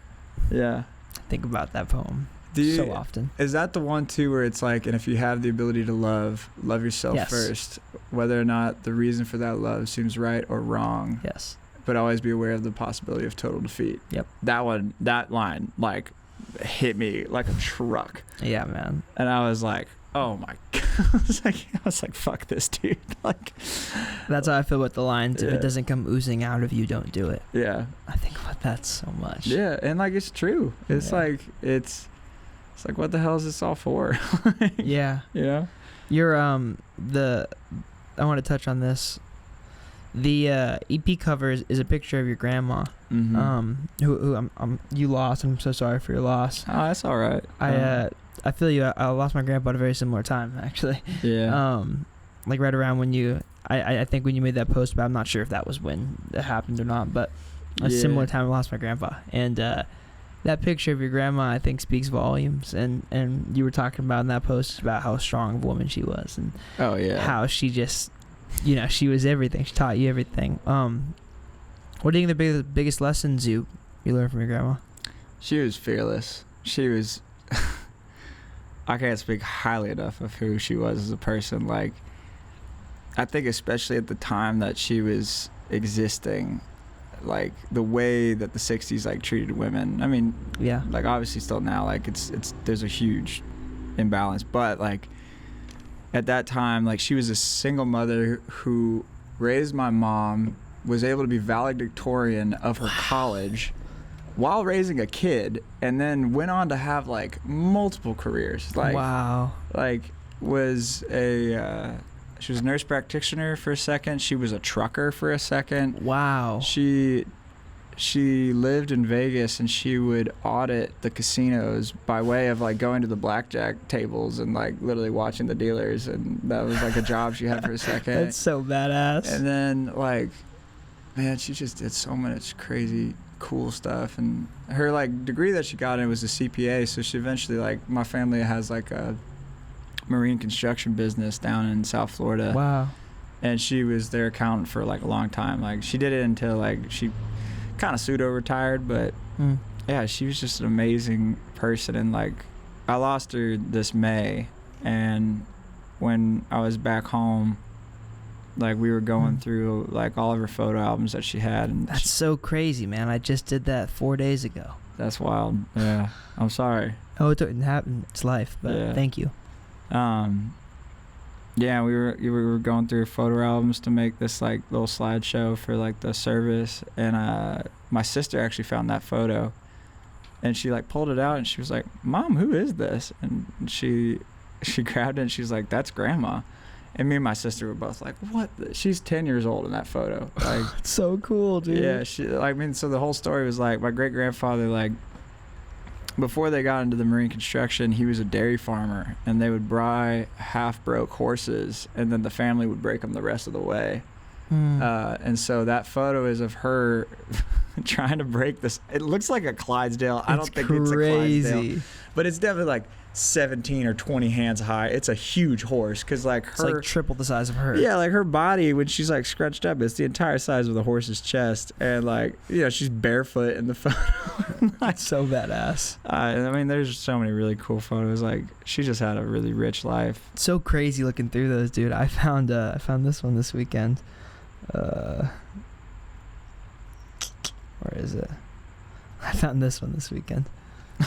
That's so rad. It's me and my dad. That's so sick. Yeah, our hands are positioned at the exact same way. Yeah, they're just the chilling. Yeah. Guy's the most Italian man on planet Earth. Yeah, man. Look at them shades. Look at the slick back hair. But yeah, it's so weird seeing those people that like.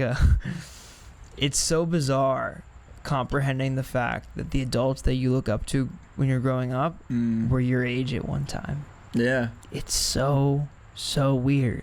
Yeah. And they went through so many similar things that you're going through right now. There's almost no way to comprehend it. It's such a weird concept. Yeah. And I mean, like,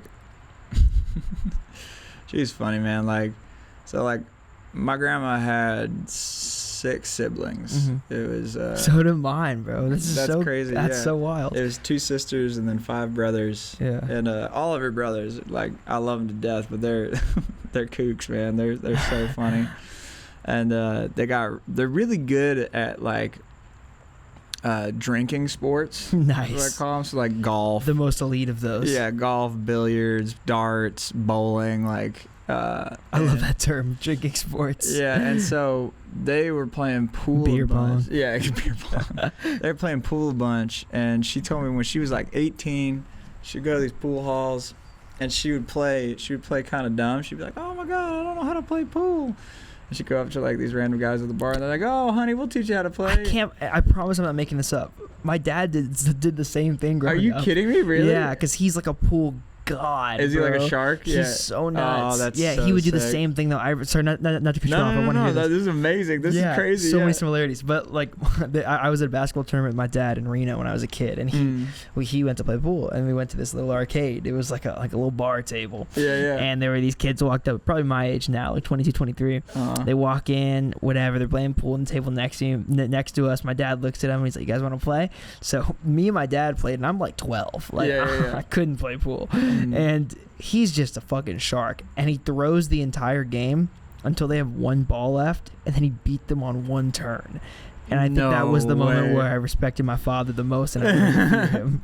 That's crazy. Yeah, dude. Because her hustle was the same. Like, she would kind of play dumb, and she would be like, oh, like, let's bet a beer, and like she would throw a game. And so they, then they'd like, oh, like, it happens. And she'd be like, oh, okay, like, let's play another one, but let's put like $20 down. It's like, back in that day, like, $20 was a lot of money. It's like $50 now. Yeah, and so they were like, oh, hell yeah, we're gonna like walk away like with $20 and like a beer. And she said that her hustle was so good that she realized she couldn't beat them like too quick. She would have to like pretty much like be neck and neck, and then like in the last round or whatever, just like pull off a miracle and like sink 3 shots and then win the game. And she did that for I don't know how many years. Like, she would just, and like she did it so that she could keep going back to the bar and keep pulling the hustle. Yeah, man, it was so funny. She sounds like an amazing woman. Yeah, she was really, really sick. She was like my second mom growing up. Like, after my parents split, like my mom was raising me and my sister, and my grandma just was like, all right, I'm coming to live with y'all.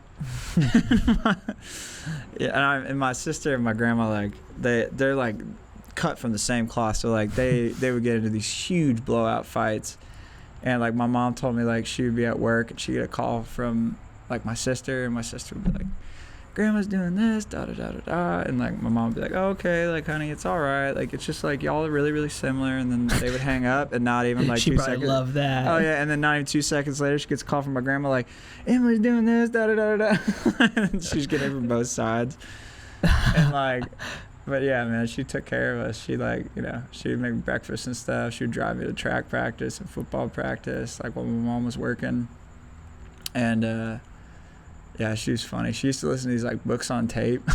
And she was driving me to school one day, and I don't know what even the book was. She was really into, oh my God, what's her name? Like Nora Roberts. Uh-huh. That like kind of paperback. Like, okay. Yeah, it's just like classic paperback sort of stuff. But she is all these like bodice rippers, so it'd be like hypersexual at certain points. And like we're driving to school, and like one of the scenes come on, I'm like, grandma, and she's like, oh shit, I'm sorry, I didn't realize you were in the car. Just like she turned the radio on, and yeah, she was funny, man. That's awesome, bro. I'm sorry for your loss. Sounds like an amazing lady. It's all right. She's buried next to her brother and her mom and dad. Like in my family, there's a tradition of like digging the grave, and like I remember like they dig it themselves. Yeah, that's really cool. Yeah, like, and it helps with the grieving, like especially too, like a lot of my great uncles are a lot older, so like we didn't. In the past, they would be there. They'd get there at like 3 a.m, and they would just be there until like they were done. And like this time around, like, and especially too, there's a lot of red tape, especially with the funeral services. Like, they would let us do it, but they're like, hey, you can only go like a foot just because of like insurance thing. And my family doesn't really. They're like, I don't give a fuck. Yeah, they're like, I don't give a fuck what you guys have to say. And they literally had to take the shovels out of their hand. And but like the week leading up to the service and stuff, I was like grieving, and it would be weird where it would be like, we'd have dinner and like we're all kind of like acting like nothing's happening. Yeah. And like doing this like act of service for somebody who's gone really, really helped. Like it was like, hey, I'm gonna, like, this transition in your life, like, I'm gonna help you get to that next place.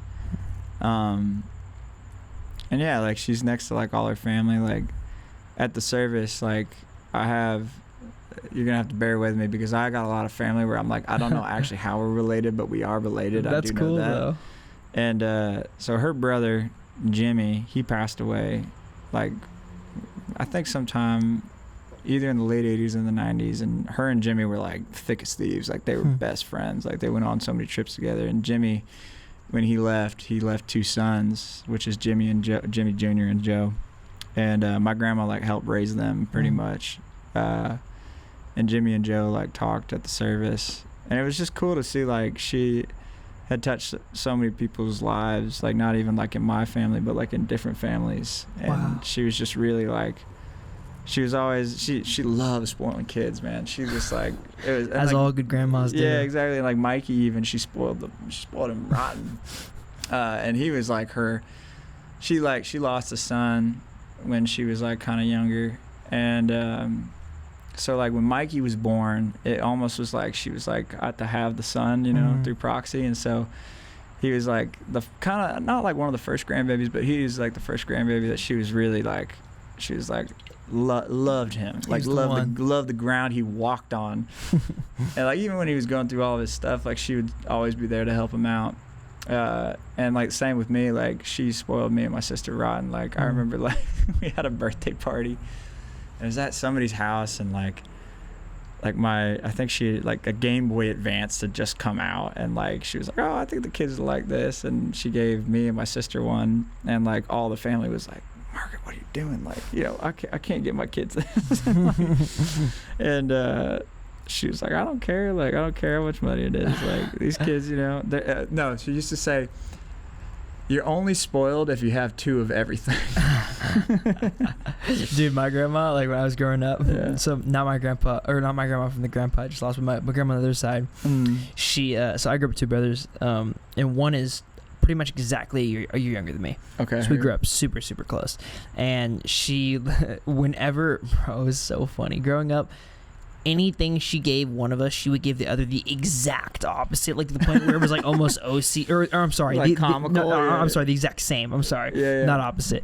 Like to the point where it was almost like comical. Like she watched us every Wednesday, and we were kids. Every Wednesday and Friday, I think. So my parents, they've worked my whole life. So they were never off to pick me up from school. A lot of days of the week. So yeah, Wednesday and Fridays, I think Mondays, she'd pick me up from school, and then she'd drive from Alameda, which is like good 30 minutes from where I'm from in Concord, and she'd come at like 4 a.m. to like get there, you know, she'd beat traffic and get there at 6 a.m. to bring us to school, and then she'd pick us up, and she'd just hang out at our house all day, and whenever we came home, she'd have lunch for us. Every single, like there wasn't a day I didn't come home to that woman making lunch for us, and it was like one of 9 things on repeat. Like there was like the hits, it was like the tuna sandwich, the PB&J, the hot dog, the turkey tetrazzini. Like it was all one of those things. But whenever she made us sandwiches, she'd bring like these like chips, and she would literally portion out the chips, so me and my brother got the same amount of chips. It was like almost like OCD obsessive, like I love my grandma. Man, y'all see, okay, I love my grandma. God rest her soul. She could not cook worth a damn. Like, like her hits were fried egg sandwiches, and they were used to fried egg sandwiches. Yeah, like that. And I mean, to be honest, they were really good. Like she had that dialed, but like the joke around the family was like she could burn water. But yeah, it was funny. Like there's a story like when her and my grandpa were together. They like bought like Domino's pizza or something like that, and you know they had leftovers, so she saran wrapped the pizza, but she put it back in the pizza box, and she put it in the oven just to like kind of get it out the way. And so my grandpa, when he got home, he saw the pizza box in the like oven, and he was like, oh, I'll just like reheat it really quick. And the saran wrap melted onto the pizza. And he like took a chunk out and then just like burned the shit out of his mouth. And like my mom and my grandma said that they watched it just like strain off, and they're like, oh no, that's crazy, bro. Yeah, but they, you know, like I think in my family it's like if nobody's teasing you, then that means they don't like you. Yeah, you know, like I got a great uncle of mine, Uncle Raymond, and he's a big old boy. He talks like he's got marbles in his mouth, so you gotta listen to the first word and the last word. Like Doris Burke. Yeah, you gotta figure out what the hell's in the middle. And I hadn't seen him probably like, I don't know, like 5 or 6 years. And this was when I was young. I was probably in high school. And he's like, Jacob, how tall are you? And I was like, that's a weird question to ask somebody not seen him for a long time. I was like, I don't know, man, like maybe like 6 foot, 6'1". He's like, I didn't know they could stack shit that high. And I was like, oh, okay, we're good. Like, it means he likes me. Like, he's like, you know, he's fucking with me. That's funny, bro. Yeah, it's so funny the things you latch on to. Yeah. Like, I remember my grandpa passed away. There was, you know, when you lose somebody, there's so many things you want to say to him. But it's funny what you remember and what you don't. Like, all I remember, I mean, you know, he could pass away 4 months ago. I remember everything, but what always pops into my head is just how much of a fucking kid that guy was, man. He had this room, and my family's still in the process of clearing it out, but he had this room in his house, and he called it like his office, but like it wasn't his office. It was literally a room full of like built Lego sets and like model trains and like model airplanes, and just like he had like a Switch and like a Wii, and like just like this dude just like 88, like, I think he was 80, like 6 when he passed away. 86-year-old just child. That's amazing. And I think that's the biggest lesson he taught me. He is somebody who like he got this super early, and not really many people in my family did. He I think when it was my 18th birthday, he made me that big above the bridge sign right there. No way. Yeah. That's so I think it was when I graduated from high school. I think he gave me that. That's so sick. But that will live there forever, and any studio I ever exist in, that will live there. And yeah, he got it. Yeah. You know? My grandma, the guitar I play, she got me as like a graduation present. And it's like one of those things that will never leave my possession. Yeah. It's like it's too personal. It's too, like, every time I play it, I think of her, because it's like, and she just, it's funny, man. Like she supported me and loved me doing music, even though she didn't understand it. She saw how happy it made me, and so she just wanted to like nourish and support that in my life. And so I have a lot to thank to her as far as like being a musician and being like her and my mom, like both of them. Because my mom, like, because she grew up like in a single family household, like I think my grandma and my mom, I think her sister, were the only people in my mom's family to like go to school, go to college. And my mom told me very early on, she was like, "Look, honey, like I don't really care what you do. You do whatever makes you happy, but you got to go to school." Yeah. And I, fair enough. Growing up in Jacksonville, it's like a lot of kids there, like a lot of them were like, the trajectory is to go to school, but a lot of my friends weren't going. Like, a lot of them were just either they were trying to enlist or they were just trying to find a trade that they could do. And I was kind of like, all right, well, I really want to do music. I guess that's the thing I got to do. And my mom and my grandma both supported me doing it. Like, it's amazing. Yeah, and like I feel really lucky. Like I know a lot of people where they would tell their family that they want to be a musician, and they're like, "You want to do what?" Yeah. That's not a job. Yeah, exactly. Well, it's like it is and it isn't, but it is. Yeah, man. God, going for days about that. That's everything. Yeah. When someone believes in you in that way, that's blood related to you, it means that much more. Yeah. It's everything, bro. It's everything. To have people like that is the world. I'm so thankful for that. My parents, they've really grown to get it, and means the world to me. They never question it. They never second guess it. They just believe, and that kind of dumbfounded belief is everything. Yeah, moms are gonna worry. Like I think my mom, she just can't change that. You can't change that, and it's funny, like I recently moved to Hollywood, which like on paper sounds crazy. They're like, "Oh, you're moving to Hollywood." Yeah, well, no, Aaron like roasted. He roasted. He's like, "Man, like on paper, he's like, you got managers and you moved to Hollywood." I was like, "Oh, your mom's probably like, oh, you made it." Yeah, I know. I'm like, "Oh, mom, like it's not that deep." And I remember I had to she was like, "What's your new mailing address?" And I wrote out my address, and I wrote down Hollywood, California. And I was like, "What the fuck?" I was like, "What the? How the fuck did I end up here?" Like, from Jacksonville to Hollywood, the big city. Yeah, exactly. And like, if growing up in Jacks, like never in a million years, like did I think I was gonna end up here. Like, never once did it cross my mind. It just, life happened, and here I am, and I'm ecstatic about it. I'm stoked about it, but it is a little bit like, how did you? What happened? Like, how fill the blanks in. Yeah, like I live now. Like I look out my window. I'm like, that's the Hollywood sign. like Jacksonville Jacob, like at 15, would probably be like, "Whoa, dude, your life's so cool." And it's like, hey man, like, so the road, it is cool. I'm having a great time, but like, you know. But let's keep our head. Yeah, let's keep our head a little bit. Deloyd Elze, last thing I wanted to ask you. If you had one message that you could spread through your music, one thing you could translate to anybody who hears it, anybody who listens, what would that message be? I would say community. Like, I would say, like, I think the thing that I've taken my whole life and from where I grew up is like, it's about supporting community. It's about building community and relationships, because like the music will pass in a certain way, where it's like all things in culture, like things go up and things go down.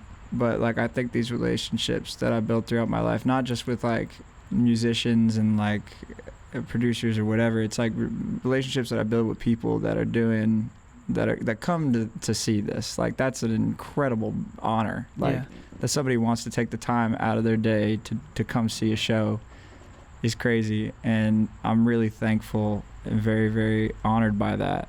And like, I just want people to feel like when they come to shows and when they come to see it, it's like you're a part of that. Like, it doesn't exist without you. Like, music doesn't exist in a vacuum. Like, it's supposed to be shared. And the fact that people feel it, like, and want to see it, like, just means the world. Like, so yeah, like, community, I guess, is the big takeaway. Music is meant to be shared. Mario, that might be the thumbnail, actually. Music is meant to be shared. I love that a lot. Music's meant to be shared. It really is. We're nothing without sharing music with people. That's the whole thing. Yeah, it's art. Art's supposed to be shared. Art's supposed to be like, it's like, that's the beautiful thing about it, is like, it's for me. It's for me and from me. Like, for me, from me. God, I love that. Deloyd Elze, that was a special conversation, brother. I really appreciate the time you took to do this, man. It means a lot. I really love what both y'all are doing, or like everyone who's involved in this. It's really, really cool, man. Thank you, man. And I can't wait to see where it goes. I appreciate you. It's really cool. And ditto, bro. It's an honor to catch you at a time where a lot of stuff has changed, a lot of stuff's happening. It's beautiful, and I can't wait to see the way that it flourishes and grows. But thank you for the conversation. Yeah, man. Likewise. Thank you. Of course. Tell them where they could find you. The EP is out soon. You have 2 singles out. 2 more are coming. Where can they stream, follow, do everything? So I got 2 singles that came out. Those are Junebug and High Praise. I got God's Cruel Joke that'll come out on September 17th. If you guys are interested, I'm playing a show at Makeout Music on the 9th, and that's going to be with Girl House. It's going to be with Jonna Camille, and then a secret third act, which apparently Jeff and Tim already spilled the beans, but Adriana McCassam is playing. She's a secret third act. The sinister third thing. Yeah, I know. If you made it this far, then you get the Easter egg. You get the drop. Yeah, you get the drop. Yeah, I'm excited for that show. It's going to be really, really fun. The EP is kind of like a to be determined as far as when it comes out. It's definitely going to come out before the end of the year. But like, I've got new stuff in the pipeline, and I'm kind of at a point where I'm excited for this next year. But yeah, my name's Deloyd Elze. You can find me. I feel so silly. You can find me on Instagram, the YouTubes, Facebook. YouTubes. You can find me on MySpace. Deloyd Elze. It's DeLoydElze. The links will also be in the description. Oh. Well, I feel silly. Can we give a round of applause for King Mario today for sitting through 5 hours of fucking podcast? Thank you, King Mario. 5 hours. Thank you, brother. Love you. 5 hours of podcast, bro. Yeah, bro. That was like we've done 3 in a day, we've done 2 in a day, but like that might be the 2 longest back to back I think we've ever done. Yeah. Because theirs went like 2.5 hours, and this one's about to be 3. Yeah. So. I will say this: like, when I got a chuckle from Mario, I was lighting up. I was like, oh yeah, okay, I did something. That's how you know you're winning, bro. Yeah, exactly. I'm not just spinning my wheels. Mr. Deloyd Elze, thank you very much, my friend. Thank you, guys. I appreciate it. Appreciate it. Music matters.